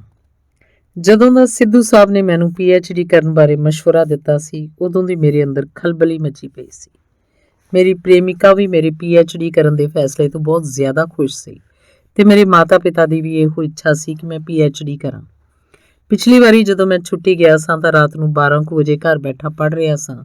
ਉਸ ਸਮੇਂ ਮੇਰੇ ਪਿਤਾ ਜੀ ਪਾਣੀ ਪੀਣ ਲਈ ਉੱਠੇ ਤੇ ਪਾਣੀ ਪੀ ਕੇ ਜਦੋਂ ਵਾਪਸ ਆਪਣੇ ਕਮਰੇ 'ਚ ਪਹੁੰਚੇ ਤਾਂ ਉਹਨਾਂ ਮੇਰੀ ਮਾਤਾ ਜੀ ਨੂੰ ਮੇਰੇ ਬਾਰੇ ਕਿਹਾ, ਹਟਦਾ ਨਹੀਂ ਪੜ੍ਹਨੋਂ, ਲੱਗਦਾ PhD ਕਰਕੇ ਹੀ ਛੱਡੂ। ਸਿੱਧੂ ਸਾਹਿਬ ਦਾ ਮਸ਼ਵਰਾ ਸੁਣ ਕੇ ਮੈਨੂੰ ਪਿਤਾ ਜੀ ਦੀ ਕਈ ਉਹ ਗੱਲ ਯਾਦ ਆ ਗਈ ਸੀ ਤੇ ਮੈਨੂੰ ਇੱਕ ਨਵੀਂ ਸੇਧ ਮਿਲ ਗਈ ਸੀ। ਛੁੱਟੀ ਜਾਂਦਿਆਂ ਹੀ ਮੈਂ ਯੂਨੀਵਰਸਿਟੀ ਵਿਖੇ ਪਹੁੰਚ ਗਿਆ। ਉੱਥੋਂ ਮੈਨੂੰ ਪਤਾ ਲੱਗਾ ਕਿ ਪਹਿਲਾਂ ਮੈਨੂੰ ਉਸ ਵਿਭਾਗ ਨਾਲ ਸੰਪਰਕ ਕਰਨਾ ਪਊ ਜਿਸ ਸੰਬੰਧੀ ਵਿਸ਼ੇ 'ਚ ਮੈਂ MA ਕੀਤੀ ਸੀ। ਸੋ ਮੈਂ ਪੰਜਾਬੀ ਯੂਨੀਵਰਸਿਟੀ ਦੇ ਧਰਮ ਅਧਿਐਨ ਵਿਭਾਗ ਵਿਖੇ ਪੁੱਜਾ। ਦੋਸਤੋ, ਯਕੀਨ ਕਰਨਾ, ਜਦੋਂ ਮੈਂ ਵਿਭਾਗ ਦੀ ਇਮਾਰਤ ਅੰਦਰ ਪੈਰ ਰੱਖਿਆ ਤੇ ਮੈਨੂੰ ਇੱਕ ਅਜੀਬ ਜਿਹੀ ਖਿੱਚ ਮਹਿਸੂਸ ਹੋਈ। ਮੈਨੂੰ ਇਹ ਮਹਿਸੂਸ ਹੋਇਆ ਕਿ ਇਸ ਇਮਾਰਤ ਨਾਲ ਮੇਰਾ ਕੋਈ ਜਨਮਾਂ ਜਨਮਾਂਤਰਾਂ ਦਾ ਰਿਸ਼ਤਾ ਹੈ। ਇੱਥੋਂ ਦੇ ਵਾਤਾਵਰਣ 'ਚ ਇੱਕ ਖਾਸ ਕਿਸਮ ਦੀ ਸ਼ਾਂਤੀ ਤੇ ਪਵਿੱਤਰਤਾ ਸੀ। ਇੰਨੀ ਸ਼ਾਂਤੀ ਤੇ ਪਵਿੱਤਰਤਾ ਦਾ ਅਨੁਭਵ ਸ਼ਾਇਦ ਮੈਨੂੰ ਕਿਸੇ ਤੀਰਥ ਸਥਾਨ ਉੱਪਰ ਵੀ ਨਹੀਂ ਸੀ ਹੋਇਆ। ਮੈਂ ਡਰਦਿਆਂ ਵਿਭਾਗ ਦੇ ਦਫ਼ਤਰ ਪੁੱਜਾ। ਕਲਰਕ ਨੇ ਦੱਸਿਆ ਕਿ ਪਹਿਲਾਂ ਮੈਨੂੰ ਵਿਭਾਗ ਦੇ ਮੁਖੀ ਸਾਹਿਬ ਨਾਲ ਗੱਲ ਕਰਨੀ ਪਊ। ਸੋ ਮੈਂ ਡਰਦਿਆਂ ਮੁਖੀ ਦੇ ਕਮਰੇ ਕੋਲ ਪੁੱਜਾ ਤੇ ਮੁਖੀ ਸ਼੍ਰੀਮਤੀ ਸਿਨਹਾ ਕੋਲੋਂ ਅੰਦਰ ਆਉਣ ਦੀ ਇਜਾਜ਼ਤ ਮੰਗੀ। ਮੈਡਮ ਸਿਨਹਾ ਪਹਿਲੀ ਨਜ਼ਰੇ ਮੈਨੂੰ ਬਹੁਤ ਤਜਰਬੇਕਾਰ, ਦਿਆਲੂ ਤੇ ਸਿਆਣੇ ਇਨਸਾਨ ਲੱਗੇ। ਉਹਨਾਂ ਮੈਨੂੰ ਬੈਠਣ ਲਈ ਕਿਹਾ ਤਾਂ ਮੈਂ ਆਪਣੀ ਪਛਾਣ ਦੱਸਣ ਤੋਂ ਬਾਅਦ ਉਹਨਾਂ ਨੂੰ ਆਪਣੀ ਇੱਛਾ ਦੱਸੀ। ਉਹਨਾਂ ਨੇ ਮੇਰੀ ਗੱਲ ਪੂਰੇ ਧਿਆਨ ਨਾਲ ਸੁਣੀ ਤੇ ਬਹੁਤ ਹੀ ਸੁਰੀਲੀ ਹਿੰਦੀ 'ਚ ਜਵਾਬ ਦਿੱਤਾ, बेटा पहले आप कुछ लिख कर लाओ किसी भी विषय पर, फिर हम देखेंगे कि आपके अंदर रिसर्च करने की काबिलियत है या नहीं। मैं ਚਾਈਂ ਵਿਭਾਗ 'ਚੋਂ ਬਾਹਰ ਆ ਗਿਆ। ਵਿਸ਼ਾ ਮੈਂ ਪਹਿਲਾਂ ਹੀ ਸੋਚਿਆ ਹੋਇਆ ਸੀ ਕਿ ਜੇਲ੍ਹ ਦੇ ਕੈਦੀਆਂ ਬਾਰੇ ਹੀ ਕੋਈ ਚੁਣਾਂਗਾ। ਮੇਰੇ ਕਦਮ ਆਪ ਮੁਹਾਰੇ ਲਾਇਬ੍ਰੇਰੀ ਵੱਲ ਮੁੜ ਪਏ। ਜਦੋਂ ਮੈਂ ਲਾਇਬ੍ਰੇਰੀ ਦੇ ਮੇਨ ਗੇਟ ਕੋਲ ਪੁੱਜਾ ਤਾਂ ਖੁਸ਼ਕਿਸਮਤੀ ਦੇ ਸਦਕੇ ਮੈਨੂੰ ਉੱਥੇ ਮੇਰਾ ਪੁਰਾਣਾ ਜਮਾਤੀ ਕੁਲਬੀਰਾ ਮਿਲ ਗਿਆ। ਦੋਸਤੋ, ਅੰਗਰੇਜ਼ੀ ਦੀ ਕਹਾਵਤ ਹੈ, when you want something all the universe conspires in helping you to achieve it, ਜੋ ਕਿ ਇਸ ਘੜੀ ਮੈਨੂੰ ਸੱਚ ਹੁੰਦੀ ਜਾਪ ਰਹੀ ਸੀ। ਕੁਲਬੀਰਾ ਯੂਨੀਵਰਸਿਟੀ ਵਿਖੇ ਰਾਜਨੀਤੀ ਵਿਗਿਆਨ ਵਿੱਚ PhD ਕਰ ਰਿਹਾ ਸੀ ਤੇ ਕਾਫੀ ਤਜਰਬੇਕਾਰ ਸੀ। ਉਹਨੇ 2 ਹੀ ਦਿਨਾਂ 'ਚ ਮੈਨੂੰ ਲਾਇਬ੍ਰੇਰੀ ਦੀ ਵਰਤੋਂ ਦਾ ਗੁਰ ਬਹੁਤ ਚੰਗੀ ਤਰ੍ਹਾਂ ਸਿਖਾ ਦਿੱਤਾ। ਮੈਂ ਪੂਰਾ ਹਫ਼ਤਾ ਲਾਇਬ੍ਰੇਰੀ ਜਾਂਦਾ ਰਿਹਾ ਤੇ ਜੇਲ੍ਹਾਂ ਦੇ ਵਿਸ਼ੇ ਉੱਪਰ ਕਈ ਕਿਤਾਬਾਂ ਪੜ੍ਹੀਆਂ। ਮੈਂ ਕੈਦੀਆਂ ਦੀ ਮਾਨਸਿਕਤਾ ਉੱਪਰ ਧਰਮ ਦਾ ਪ੍ਰਭਾਵ ਵਿਸ਼ੇ ਉੱਪਰ 5 ਪੇਜਾਂ ਦੀ ਇੱਕ ਲਿਖਤ ਤਿਆਰ ਕੀਤੀ ਤੇ ਖੁਸ਼ੀ-ਖੁਸ਼ੀ ਵਿਭਾਗ ਵਿਖੇ ਸ਼੍ਰੀਮਤੀ ਸਿਨਹਾ ਕੋਲ ਪੁੱਜਿਆ। ਮੈਨੂੰ ਵੇਖਦਿਆਂ ਹੀ ਮੈਡਮ ਦੇ ਚਿਹਰੇ ਉੱਪਰ ਮੁਸਕਰਾਹਟ ਫੈਲ ਗਈ। ਮੈਂ ਉਹਨਾਂ ਅੱਗੇ ਪਈ ਮੇਜ਼ ਉੱਪਰ ਆਪਣੀ ਲਿਖਤ ਰੱਖ ਦਿੱਤੀ ਤੇ ਕਿਹਾ ਕਿ ਉਹਨਾਂ ਨੇ ਲਿਖਤ ਆਪਣੇ ਦਰਾਜ ਅੰਦਰ ਰੱਖ ਲਈ। ਮੈਂ ਹੈਰਾਨ ਹੁੰਦਿਆਂ ਕਿਹਾ, ਮੈਡਮ ਕਿਰਪਾ ਕਰਕੇ ਇਹਨੂੰ ਪੜ੍ਹ ਤਾਂ ਲਓ। ਉਹਨਾਂ ਨੇ ਹੱਸਦਿਆਂ ਕਿਹਾ, बच्चे, हम इंसान का चेहरा देखकर उसे पहचान लेते हैं। हमने ये फैसला लिया है कि प्रोफेसर पन्नू आपके गाइड बनेंगे। हमने उनसे बात भी की है, अब जाकर उनसे मिलो। मैं चेहरे ते हैरानी दे भाव लई कमरे चों बाहर आ गया ते प्रोफेसर पन्नू दे कमरे दा पता कीता। कमरे कोल पहुंचदियां ही मैं कमरे दे बाहर टंगी नेम प्लेट उपर नज़र मारी, जिस उपर सफेद अखरां नाल प्रोफेसर हरपाल सिंह पन्नू लिखिया सी। दरवाजे कोल खड़े होके मैं अंदर आउण दी आग्या मंगी ਤਾਂ ਪ੍ਰੋਫੈਸਰ ਸਾਹਿਬ ਨੇ ਆਓ ਜੀ ਕਹਿ ਕੇ ਆਗਿਆ ਦਿੱਤੀ। ਅੰਦਰ ਵੜਦਿਆਂ ਹੀ ਮੈਨੂੰ ਆਪਣੇ ਸਾਹਮਣੇ ਪੂਰੀ ਸਫੇਦ ਦਾੜੀ 'ਚ ਇੱਕ ਨੂਰਾਨੀ ਚਿਹਰਾ ਨਜ਼ਰ ਆਇਆ, ਜਿਹਦੇ ਜਲਾਲ ਨਾਲ ਮੇਰਾ ਮਨ ਮੋਹਿਆ ਗਿਆ। ਉਹਨਾਂ ਨੇ ਮੇਰੇ ਨਾਲ ਇਸ ਤਰ੍ਹਾਂ ਵਰਤਾਓ ਕੀਤਾ ਕਿ ਜਿਵੇਂ ਸਾਡੀ ਆਪਸੀ ਜਾਣ ਪਛਾਣ ਬਹੁਤ ਪੁਰਾਣੀ ਹੋਵੇ। ਉਹਨਾਂ ਨੇ ਮੈਨੂੰ ਐਨਰੋਲਮੈਂਟ ਕਰਵਾਉਣ ਦੀ ਕਾਰਵਾਈ ਬਹੁਤ ਹੀ ਸਹਿਜ ਤੇ ਸਰਲ ਢੰਗ ਨਾਲ ਸਮਝਾਈ। ਮੈਂ ਅਰਜੀ ਟਾਈਪ ਕਰਵਾ ਕੇ ਦੁਬਾਰਾ ਉਹਨਾਂ ਕੋਲ ਪਹੁੰਚ ਗਿਆ। ਉਹਨਾਂ ਨੇ ਮੈਨੂੰ ਮੇਰੇ ਵਿਸ਼ੇ ਬਾਰੇ ਪੁੱਛਿਆ ਤੇ ਮੈਂ ਦੱਸ ਦਿੱਤਾ। ਉਹਨਾਂ ਕਿਹਾ, ਵਿਸ਼ਾ ਤਾਂ ਤੂੰ ਬਹੁਤ ਚੰਗਾ ਚੁਣਿਆ, ਪਰ ਕੀ ਤੂੰ ਇਸ ਔਖੇ ਵਿਸ਼ੇ ਉੱਪਰ ਰਿਸਰਚ ਕਰ ਲਏਂਗਾ? ਮੈਂ ਪੂਰੇ ਆਤਮ ਵਿਸ਼ਵਾਸ ਨਾਲ ਹਾਮੀ ਭਰ ਦਿੱਤੀ। ਉਹਨਾਂ ਨੇ ਮੈਨੂੰ ਇੱਕ ਚਿੱਠੀ ਲਿਖ ਕੇ ਦਿੱਤੀ ਤੇ ਸਮਾਜ ਵਿਗਿਆਨ ਵਿਭਾਗ ਵਿਖੇ ਜਾ ਕੇ ਪ੍ਰੋਫੈਸਰ ਚੌਧਰੀ ਨੂੰ ਦੇਣ ਦੀ ਹਦਾਇਤ ਕੀਤੀ। ਮੈਂ ਚਿੱਠੀ ਲੈ ਕੇ ਪ੍ਰੋਫੈਸਰ ਚੌਧਰੀ ਦੇ ਦਫ਼ਤਰ ਪੁੱਜਾ। ਉਹ ਸਮਾਜ ਵਿਗਿਆਨ ਵਿਭਾਗ ਦੇ ਮੁਖੀ ਸਨ। ਉਹਨਾਂ ਨੇ ਮੇਰਾ ਨਿੱਘਾ ਸਵਾਗਤ ਕੀਤਾ ਤੇ ਕਿਹਾ ਕਿ ਪੰਨੂ ਸਾਹਿਬ ਨੇ ਤੁਹਾਡੇ ਬਾਰੇ ਜ਼ਿਕਰ ਕੀਤਾ ਸੀ। ਮੈਂ ਬਹੁਤ ਹੀ ਹੈਰਾਨ ਹੋਇਆ ਕਿ ਇਹ ਵਿਦਵਾਨ ਲੋਕ ਕਿੰਨੀ ਅਗਾਂਹ ਦੀ ਸੋਚ ਲੈਂਦੇ ਹਨ। ਮੈਂ ਤਾਂ ਅਜੇ ਪ੍ਰੋਫੈਸਰ ਪੰਨੂ ਨੂੰ ਮਿਲਿਆ ਵੀ ਨਹੀਂ ਸੀ ਤੇ ਉਹਨਾਂ ਨੇ ਚੌਧਰੀ ਸਾਹਿਬ ਨਾਲ ਮੇਰੇ ਬਾਰੇ ਗੱਲ ਵੀ ਕਰ ਲਈ। ਦੋਸਤੋ, ਪਰਮਾਤਮਾ ਬੜਾ ਕਾਰਸਾਜ਼ ਹੈ। ਉਹ ਬਹੁਤ ਹੀ ਭਾਗਾਂ ਵਾਲੇ ਮੇਲ ਮਿਲਾਉਂਦਾ ਹੈ, ਪਰ ਮੇਰੇ ਨਾਲ ਇਹ ਸਭ ਇੱਕ ਸੁਭਾਗੇ ਸੁਪਨੇ ਵਾਂਗ ਵਾਪਰ ਰਿਹਾ ਸੀ। ਚੌਧਰੀ ਸਾਹਿਬ ਨੇ ਸਲਾਹ ਦਿੱਤੀ ਕਿ ਮੈਨੂੰ ਆਪਣੀ ਰਿਸਰਚ ਅਨੁਭਵ ਸਿੱਧ ਤੇ ਵਿਗਿਆਨਕ ਤਰੀਕੇ ਨਾਲ ਹੀ ਕਰਨੀ ਚਾਹੀਦੀ ਹੈ। ਇਸ ਤਰ੍ਹਾਂ ਕਰਨ ਨਾਲ ਰਿਸਰਚ ਦੀ ਪ੍ਰਮਾਣਿਕਤਾ ਵੱਧ ਤੋਂ ਵੱਧ ਅਨੁਪਾਤ 'ਚ ਹੋਏਗੀ। ਚੌਧਰੀ ਸਾਹਿਬ ਨੇ ਬੜੀ ਡੂੰਘੀ ਸੋਚ ਤੇ ਦੂਰਦਰਸ਼ਿਤਾ ਤੋਂ ਕੰਮ ਲੈਂਦਿਆਂ ਮੈਨੂੰ ਕਿਹਾ, ਤੁਹਾਡੀ ਇਹ ਰਿਸਰਚ ਭਵਿੱਖ 'ਚ ਤੁਹਾਨੂੰ ਬਹੁਤ ਕੁਝ ਦੇਵੇਗੀ ਤੇ ਬਹੁਤ ਅਗਾਂਹ ਲੈ ਜਾਏਗੀ। ਸਾਡੇ ਦੇਸ਼ 'ਚ ਇਸ ਵਿਸ਼ੇ ਉੱਪਰ ਬਹੁਤ ਘੱਟ ਰਿਸਰਚ ਹੋਈ ਹੈ ਤੇ ਬਿਲਕੁਲ ਨਵਾਂ ਵਿਸ਼ਾ ਹੈ। ਚੌਧਰੀ ਸਾਹਿਬ ਨੇ ਮੇਰਾ ਸਹਿ ਨਿਗਰਾਨ ਬਣਨਾ ਮਨਜ਼ੂਰ ਕਰ ਲਿਆ ਤੇ ਮੈਨੂੰ ਵਿਭਾਗ ਦੇ ਨਾਂ ਇੱਕ ਚਿੱਠੀ ਬਣਾ ਕੇ ਦਿੱਤੀ, ਜੋ ਵਾਪਸ ਆ ਕੇ ਮੈਂ ਪੰਨੂ ਸਾਹਿਬ ਨੂੰ ਫੜਾ ਦਿੱਤੀ। ਉਹ ਮੇਰੀ ਖੁਸ਼ਕਿਸਮਤੀ ਉੱਪਰ ਪ੍ਰਸੰਨ ਹੋਏ ਤੇ ਮੈਨੂੰ ਵਧਾਈ ਦਿੱਤੀ। ਅਗਲੇ ਦਿਨ ਸਵੇਰੇ 9 ਵਜੇ ਮੈਂ ਫਿਰ ਵਿਭਾਗ ਪੁੱਜਾ। ਪੰਨੂ ਸਾਹਿਬ ਨੇ ਸਾਰਾ ਦਿਨ ਮੇਰੇ ਨਾਲ ਇੱਧਰੋਂ ਉੱਧਰ ਦਫ਼ਤਰਾਂ 'ਚ ਗੇੜੇ ਕੱਢਦਿਆਂ ਬਿਤਾਇਆ ਤੇ ਸ਼ਾਮ ਨੂੰ ਰਜਿਸਟਰਾਰ ਸਾਹਿਬ ਕੋਲੋਂ ਮੇਰਾ ਐਨਰੋਲਮੈਂਟ ਸਰਟੀਫਿਕੇਟ ਤਿਆਰ ਕਰਵਾ ਕੇ ਮੇਰੇ ਹੱਥ ਫੜਾ ਦਿੱਤਾ। ਇਹ ਦਿਨ ਮੇਰੇ ਲਈ ਬਹੁਤ ਵੱਡੀ ਖੁਸ਼ੀ ਦਾ ਦਿਨ ਸੀ।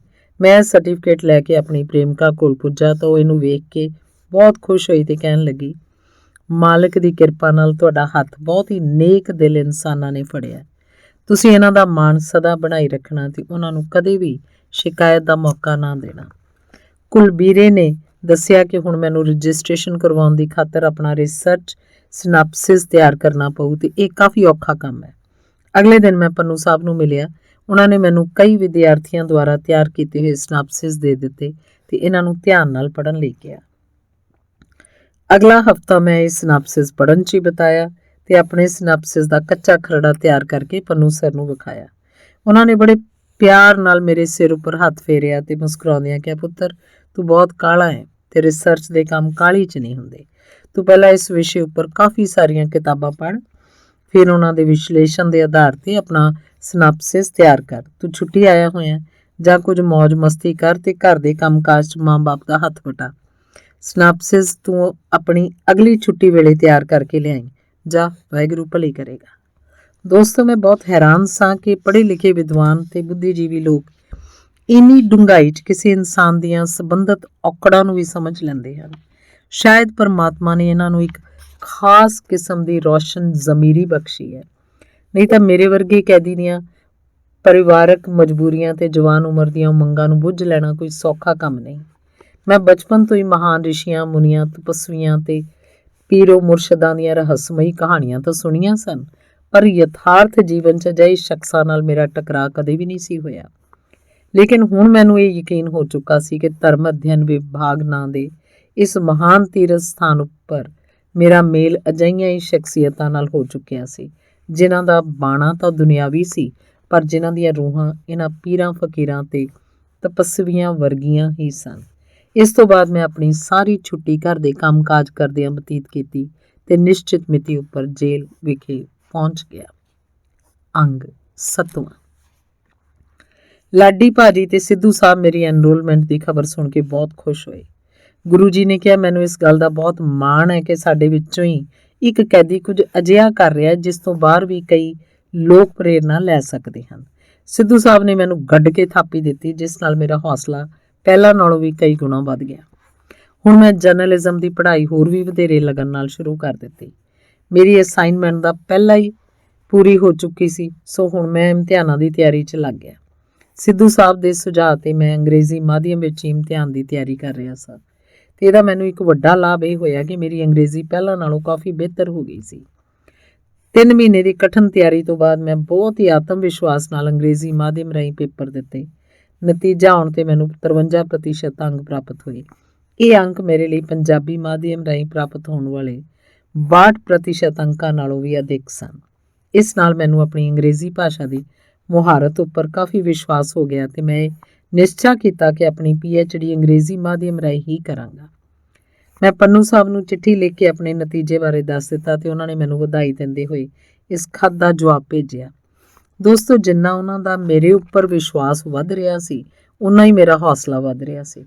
ਸਿੱਧੂ ਸਾਹਿਬ ਨੇ ਮੈਨੂੰ ਸ਼ਾਬਾਸ਼ੀ ਦਿੰਦਿਆਂ ਦੱਸਿਆ ਕਿ ਹੁਣ ਮੇਰਾ ਭਵਿੱਖ ਪੂਰੀ ਤਰ੍ਹਾਂ ਸੁਰੱਖਿਅਤ ਸੀ ਤੇ ਮੈਂ ਕਿਸੇ ਵੇਲੇ ਵੀ ਬਾਹਰ ਜਾ ਕੇ ਪੱਤਰਕਾਰੀ ਨੂੰ ਇੱਕ ਕਿੱਤੇ ਵਜੋਂ ਅਪਣਾ ਸਕਦਾ ਸਾਂ। ਸਿੱਧੂ ਸਾਹਿਬ ਦੀ ਇਹ ਦਿਲੀ ਖੁਆਇਸ਼ ਸੀ ਕਿ ਮੈਂ ਇੱਕ ਪੱਤਰਕਾਰ ਬਣਾ, ਪਰ ਮੇਰੇ ਅੰਦਰ ਦੀ ਆਵਾਜ਼ ਮੈਨੂੰ ਇੱਕ ਅਧਿਆਪਕ ਬਣਨ ਲਈ ਪ੍ਰੇਰਦੀ ਸੀ। ਜੇਕਰ ਲਿਖਣਾ ਮੇਰੀ ਰੂਹ ਦੀ ਖੁਰਾਕ ਸੀ ਤਾਂ ਅਧਿਆਪਨ ਮੇਰਾ ਇਨਸਾਨੀ ਫਰਜ਼ ਸੀ। ਜੋ ਕੁਝ ਵੀ ਮੈਨੂੰ ਚੰਗੇ ਲੋਕਾਂ ਤੋਂ ਮਿਲਿਆ ਤੇ ਜੋ ਕੁਝ ਵੀ ਮੈਨੂੰ ਜ਼ਿੰਦਗੀ ਨੇ ਸਿਖਾਇਆ, ਉਹ ਸਭ ਮੈਂ ਦੂਸਰਿਆਂ ਨਾਲ ਸਾਂਝਾ ਕਰਨਾ ਚਾਹੁੰਦਾ ਸੀ। ਦੋਸਤੋ, ਮੇਰੀ ਸਭ ਤੋਂ ਵੱਡੀ ਇੱਛਾ ਸੀ ਕਿ ਸਾਡੇ ਦੇਸ਼ ਦਾ ਹਰੇਕ ਨਾਗਰਿਕ ਪੜ੍ਹਿਆ ਲਿਖਿਆ ਹੋਵੇ।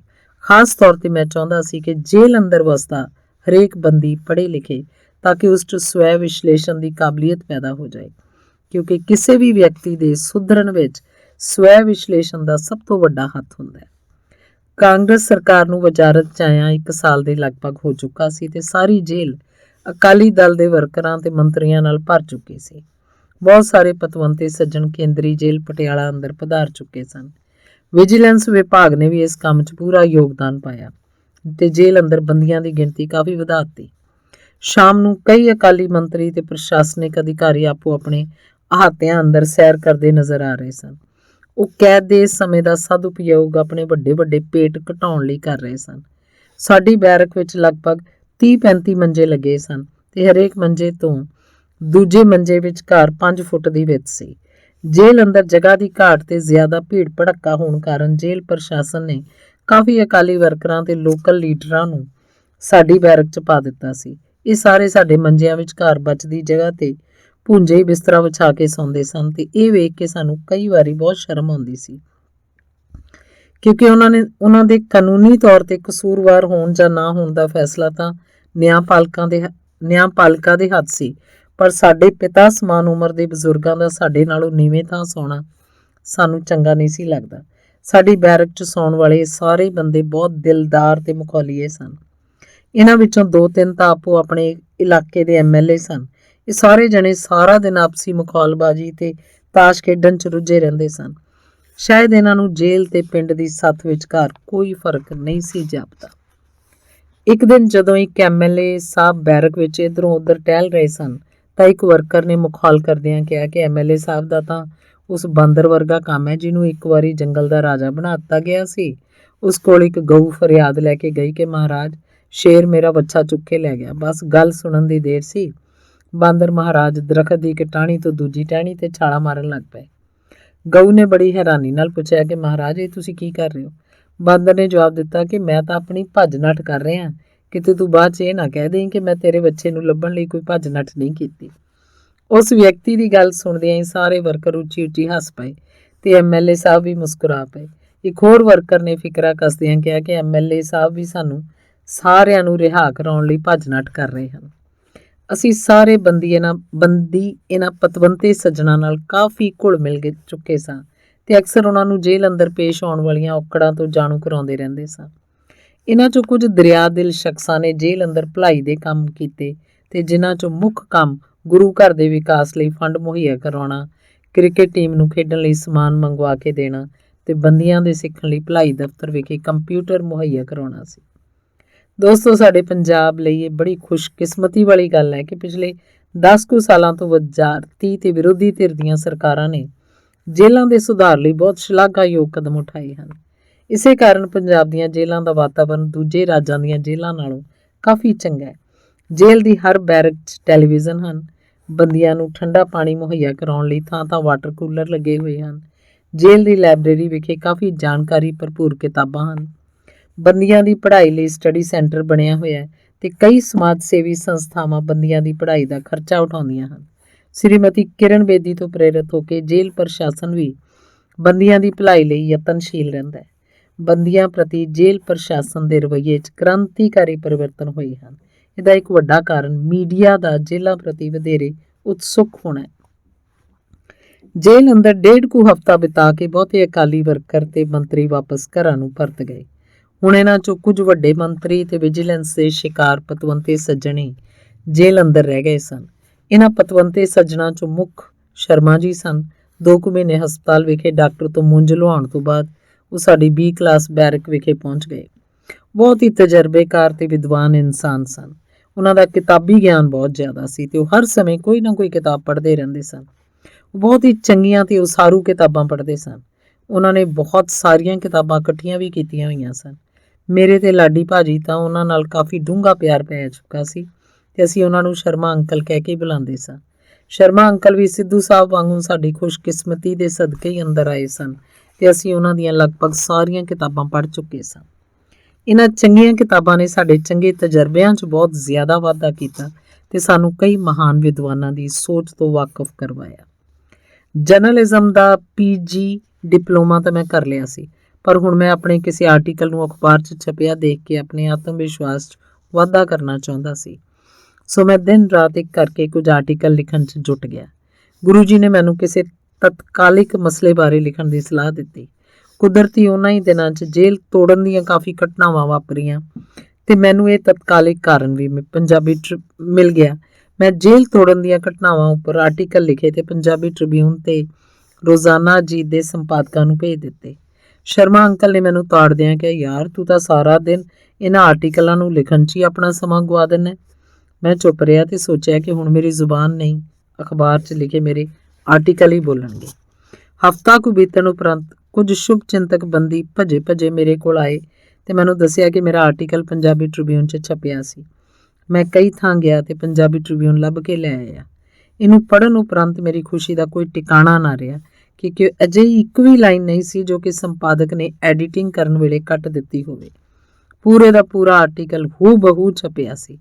3 ਕੁ ਦਿਨਾਂ ਬਾਅਦ ਦੂਜਾ ਆਰਟੀਕਲ ਰੋਜ਼ਾਨਾ ਅਜੀਤ 'ਚ ਛਪ ਗਿਆ ਤੇ ਮੈਂ ਸ਼ਰਮਾ ਅੰਕਲ ਨੂੰ ਮੁਸਕਰਾਉਂਦਿਆਂ ਕਿਹਾ, ਹਾਂਜੀ ਹੁਣ ਦੱਸੋ ਕੀ ਮੈਂ ਆਪਣਾ ਸਮਾਂ ਅਜਾਈਂ ਗਵਾ ਰਿਹਾ ਸਾਂ? ਅੰਕਲ ਨੇ ਮੈਨੂੰ ਥਾਪੀ ਦਿੱਤੀ ਤੇ ਕਿਹਾ, ਪੁੱਤਰ ਤੂੰ ਬੜਾ ਹੀ ਜਨੂਨੀ ਇਨਸਾਨ ਹੈ। ਜਿਸ ਕੰਮ ਦੇ ਮਗਰ ਪੈ ਜਾਏ ਪੂਰਾ ਕਰਕੇ ਹੀ ਛੱਡਦਾ ਹੈ। ਆਪਣੇ ਇਸ ਜਨੂਨ ਨੂੰ ਬਰਕਰਾਰ ਰੱਖੀ, ਇਹਨੂੰ ਕਦੀ ਵੀ ਮੱਠਾ ਨਾ ਪੈਣ ਦੇ। ਸ਼ਰਮਾ ਅੰਕਲ ਅਕਸਰ ਇੱਕ ਵਿਗਿਆਨਕ ਫਾਰਮੂਲੇ ਬਾਰੇ ਗੱਲ ਕਰਿਆ ਕਰਦੇ ਸਨ। ਇਹ ਫਾਰਮੂਲਾ ਸੀ ਗਿਮੀ ਫਲਕਰਮ ਆਈਲ ਮੂਵ ਦ ਅਰਥ। ਦੋਸਤੋ, ਫਲਕਰਮ ਇੱਕ ਧੁਰਾ ਹੁੰਦਾ ਹੈ ਜਿਹਨੂੰ ਕੇਂਦਰ ਬਣਾ ਕੇ ਕਿਸੇ ਵੱਡੀ ਤੋਂ ਵੱਡੀ ਵਸਤੂ ਨੂੰ ਵੀ ਇੱਕ ਲੰਬੇ ਡੰਡੇ ਦੀ ਮਦਦ ਨਾਲ ਹਿਲਾਇਆ ਜਾ ਸਕਦਾ ਹੈ। ਅੰਕਲ ਨੇ ਮੈਨੂੰ ਸਮਝਾਇਆ, ਪੁੱਤਰ ਤੇਰੇ ਕੋਲ ਆਪਣੇ ਜਨੂਨ ਦਾ ਡੰਡਾ ਮੌਜੂਦ ਹੈ। ਜੇ ਤੈਨੂੰ ਕੋਈ ਧੁਰਾ ਜਾਂ ਸਹਾਰਾ ਮਿਲ ਜਾਏ ਤਾਂ ਤੂੰ ਸਾਰੀ ਧਰਤੀ ਨੂੰ ਵੀ ਹਿਲਾ ਸਕਦਾ ਹੈ। ਅੰਕਲ ਦੀ ਇਸ ਪ੍ਰੇਰਨਾਮਈ ਸਿੱਖਿਆ ਨੇ ਮੇਰੇ ਅੰਦਰ ਜ਼ਿੰਦਗੀ ਦੇ ਮੁਸ਼ਕਲ ਹਾਲਾਤਾਂ ਦੌਰਾਨ ਤਰੱਕੀ ਕਰਨ ਦਾ ਨਵਾਂ ਜੋਸ਼ ਭਰ ਦਿੱਤਾ ਸੀ। ਦੋਸਤੋ, ਹਰੇਕ ਇਨਸਾਨ ਅੰਦਰ ਇੱਕ ਅੰਗਾਰਾ ਜਾਂ ਜਨੂੰਨ ਮੌਜੂਦ ਹੁੰਦਾ ਹੈ, ਤੇ ਜੇ ਇਹਨੂੰ ਸਹੀ ਦਿਸ਼ਾ ਵੱਲ ਲਾਇਆ ਜਾਏ ਤਾਂ ਇਨਸਾਨ ਅਸੰਭਵ ਕੰਮ ਨੂੰ ਵੀ ਸੰਭਵ ਬਣਾ ਸਕਦਾ ਹੈ। ਹੁਣ ਮੈਂ ਆਪਣਾ ਸਾਰਾ ਧਿਆਨ ਰਿਸਰਚ ਸਿਨੈਪਸਿਸ ਤਿਆਰ ਕਰਨ ਉੱਪਰ ਕੇਂਦਰਿਤ ਕਰ ਦਿੱਤਾ ਸੀ। ਮੈਂ ਰਾਤ ਭਰ ਜਾ ਕੇ ਵੱਖ-ਵੱਖ ਕਿਤਾਬਾਂ ਪੜ੍ਹਦਾ ਰਹਿੰਦਾ ਤੇ ਨਾਲੋਂ ਨਾਲ ਆਪਣੀ ਬੈਰਕ ਨਿਗਰਾਨ ਦੀ ਡਿਊਟੀ ਵੀ ਕਰਦਾ ਰਹਿੰਦਾ। ਅਸੀਂ ਬੈਰਕ ਵਿੱਚ 3 ਨਿਗਰਾਨ ਸਾਂ ਤੇ ਹਰੇਕ ਦੀ ਡਿਊਟੀ 3 ਘੰਟੇ ਸੀ। ਮੈਂ ਦੂਜੇ ਨਿਗਰਾਨਾਂ ਨੂੰ ਉਹਨਾਂ ਦੀ ਡਿਊਟੀ ਲਈ ਕਦੇ ਵੀ ਨਹੀਂ ਸੀ ਜਗਾਇਆ, ਬਲਕਿ ਖੁਦ ਹੀ ਉਹਨਾਂ ਦਾ ਕੰਮ ਕਰ ਦਿਆ ਕਰਦਾ ਸੀ, ਕਿਉਂਕਿ ਇਸ ਨਾਲ ਮੈਨੂੰ ਪੜ੍ਹਨ ਲਈ ਵੱਧ ਤੋਂ ਵੱਧ ਸਮਾਂ ਮਿਲ ਜਾਇਆ ਕਰਦਾ ਸੀ। ਇੱਕ ਦਿਨ ਮੈਨੂੰ ਇੱਕ ਫੁਰਨਾ ਫੁਰਿਆ। ਮੈਂ ਆਪਣੀ ਰਿਸਰਚ ਦੇ ਉਦੇਸ਼ ਨੂੰ ਧਿਆਨ 'ਚ ਰੱਖਦਿਆਂ ਲਗਭਗ 10 ਕੁਐਸਚਨੇਅਰ ਤਿਆਰ ਕੀਤੇ। ਇਹਨਾਂ ਕੁਐਸਚਨੇਅਰਾਂ ਦਾ ਮਤਲਬ ਇਹ ਦੇਖਣਾ ਸੀ ਕਿ ਵਾਕਈ ਬੰਦੀਆਂ ਦੇ ਵਰਤਾਓ ਉੱਪਰ ਧਰਮ ਦਾ ਕੋਈ ਪ੍ਰਭਾਵ ਪੈਂਦਾ ਹੈ ਜਾਂ ਕਿ ਬੰਦੀਆਂ ਦੇ ਰਵੱਈਏ ਨੂੰ ਸੁਧਾਰਨ 'ਚ ਧਰਮ ਦਾ ਕੋਈ ਯੋਗਦਾਨ ਹੈ। ਇਹ ਕੁਐਸਚਨੇਅਰ ਤਿਆਰ ਕਰਕੇ ਮੈਂ ਵੱਖ-ਵੱਖ ਤਰ੍ਹਾਂ ਦੇ ਕਈ ਬੰਦੀਆਂ ਨੂੰ ਵੰਡ ਦਿੱਤੇ। ਇਹ ਸਾਰੇ ਬੰਦੀ ਵੱਖੋ-ਵੱਖ ਧਰਮਾਂ, ਵਿੱਦਿਆ ਪੱਧਰਾਂ, ਨਸਲਾਂ, ਰਾਸ਼ਟਰੀਅਤਾ, ਸਮਾਜਿਕ ਆਰਥਿਕ ਰੁਤਬਿਆਂ ਤੇ ਭਾਸ਼ਾਵਾਂ ਨਾਲ ਸੰਬੰਧਿਤ ਸਨ। ਇਹਨਾਂ ਸਾਰਿਆਂ ਨੇ ਬੜੀ ਲਗਨ ਨਾਲ ਮੇਰੀ ਮਦਦ ਕਰਨ ਦੀ ਭਾਵਨਾ ਤੋਂ ਪ੍ਰੇਰਿਤ ਹੋ ਕੇ ਕੁਐਸਚਨੇਅਰ ਭਰੇ। ਇਹਨਾਂ ਸਾਰਿਆਂ ਤੋਂ ਮੈਂ ਆਪਣਾ ਵਿਸ਼ਾ ਨਿਸ਼ਚਿਤ ਕਰਨ 'ਚ ਸੁਝਾਅ ਮੰਗੇ। ਇਹਨਾਂ ਸਾਰਿਆਂ 'ਚ ਸਭ ਤੋਂ ਸਕਾਰਾਤਮਕ ਸੁਝਾਅ ਲਾਡੀ ਭਾਜੀ ਤੇ ਸੈਮ ਬ੍ਰਦਰ ਦੇ ਸਨ। ਸੈਮ ਜਿਨਾਵਾ ਇੱਕ ਨਾਈਜੀਰੀਅਨ ਸੀ ਤੇ ਬਹੁਤ ਹੀ ਦਾਰਸ਼ਨਿਕ ਕਿਸਮ ਦਾ ਇਨਸਾਨ ਸੀ। ਉਸ ਉੱਪਰ ਨਸ਼ੀਲੇ ਪਦਾਰਥਾਂ ਦੀ ਤਸਕਰੀ ਦਾ ਇਲਜ਼ਾਮ ਸੀ। ਉਹ ਨਾਈਜੀਰੀਆ ਵਿਖੇ ਇਕਨੋਮਿਕਸ ਦਾ ਲੈਕਚਰਰ ਸੀ ਤੇ ਉੱਚ ਸਿੱਖਿਆ ਪ੍ਰਾਪਤ ਕਰਨ ਲਈ ਭਾਰਤ ਆਇਆ ਸੀ। ਬਹੁਤ ਹੀ ਸਾਊ ਤੇ ਭਲਾ ਮਾਨਸ ਵਿਅਕਤੀ ਸੀ। ਮੰਦੇ ਭਾਗਾਂ ਨਾਲ ਉਹ ਆਪਣੇ ਦੇਸ਼ ਦੇ ਉਹਨਾਂ ਬੁਰੇ ਵਿਅਕਤੀਆਂ ਦੇ ਕਮਰੇ 'ਚ ਠਹਿਰਿਆ ਹੋਇਆ ਸੀ ਜੋ ਕਿ ਕਾਫੀ ਨਾਮੀ ਤਸਕਰ ਸਨ। ਇੱਕ ਦਿਨ ਜਦੋਂ ਪੁਲਿਸ ਰੇਡ ਪਈ ਤਾਂ ਇਹ ਸਾਰੇ ਹੁਸ਼ਿਆਰ ਵਿਅਕਤੀ ਤਾਂ ਕਮਰੇ 'ਚੋਂ ਨੱਠ ਗਏ। ਫਸ ਗਿਆ ਵਿਚਾਰਾ ਸੈਮ, ਜੋ ਕਿ ਸਾਰੇ ਝਮੇਲੇ ਤੋਂ ਅਣਜਾਣ ਅਜਿਹੇ ਬੰਦਿਆਂ ਦੇ ਕਮਰੇ 'ਚ ਰਹਿ ਰਿਹਾ ਸੀ, ਜੋ ਕਹਿਣ ਨੂੰ ਤਾਂ ਉਹਦੇ ਆਪਣੇ ਦੇਸ਼ ਦੇ ਸਨ ਪਰ ਕਰਤੂਤਾਂ 'ਚ ਇਨਸਾਨ ਕਹਾਉਣ ਦੇ ਵੀ ਕਾਬਿਲ ਨਹੀਂ ਸਨ। ਜੇਲ੍ਹ 'ਚ ਸਾਰੇ ਬੰਦੀ ਇਹ ਜਾਣਦੇ ਸਨ ਕਿ ਸੈਮ ਬਿਲਕੁਲ ਬੇਕਸੂਰ ਸੀ ਤੇ ਹਾਲਾਤਾਂ ਦਾ ਸ਼ਿਕਾਰ ਹੋਇਆ ਸੀ। ਮੈਂ ਸੈਮ ਨੂੰ ਪਿਆਰ ਨਾਲ ਸੈਮ ਬ੍ਰਦਰ ਕਿਹਾ ਕਰਦਾ ਸੀ। ਮੇਰੇ ਤੇ ਲਾਡੀ ਭਾਜੀ ਦਾ ਉਸ ਨਾਲ ਕਾਫੀ ਨਜ਼ਦੀਕੀ ਤੇ ਦਿਲੀ ਰਿਸ਼ਤਾ ਸੀ। ਉਹ ਮੈਨੂੰ ਹਮੇਸ਼ਾ ਹੀ ਚੰਗੀ ਸਲਾਹ ਦਿਆ ਕਰਦਾ ਸੀ। ਉਹਦਾ ਦਿਮਾਗ ਬਿਲਕੁਲ ਹੀ ਦਾਰਸ਼ਨਿਕ ਕਿਸਮ ਦਾ ਸੀ। ਇੱਕ ਦਿਨ ਮੈਂ ਸੈਮ ਬ੍ਰਦਰ ਤੇ ਲਾਡੀ ਭਾਜੀ ਲਗਭਗ 2 ਘੰਟੇ ਮੇਰੇ ਰਿਸਰਚ ਟੌਪਿਕ ਉੱਤੇ ਗੱਲਬਾਤ ਕਰਦੇ ਰਹੇ।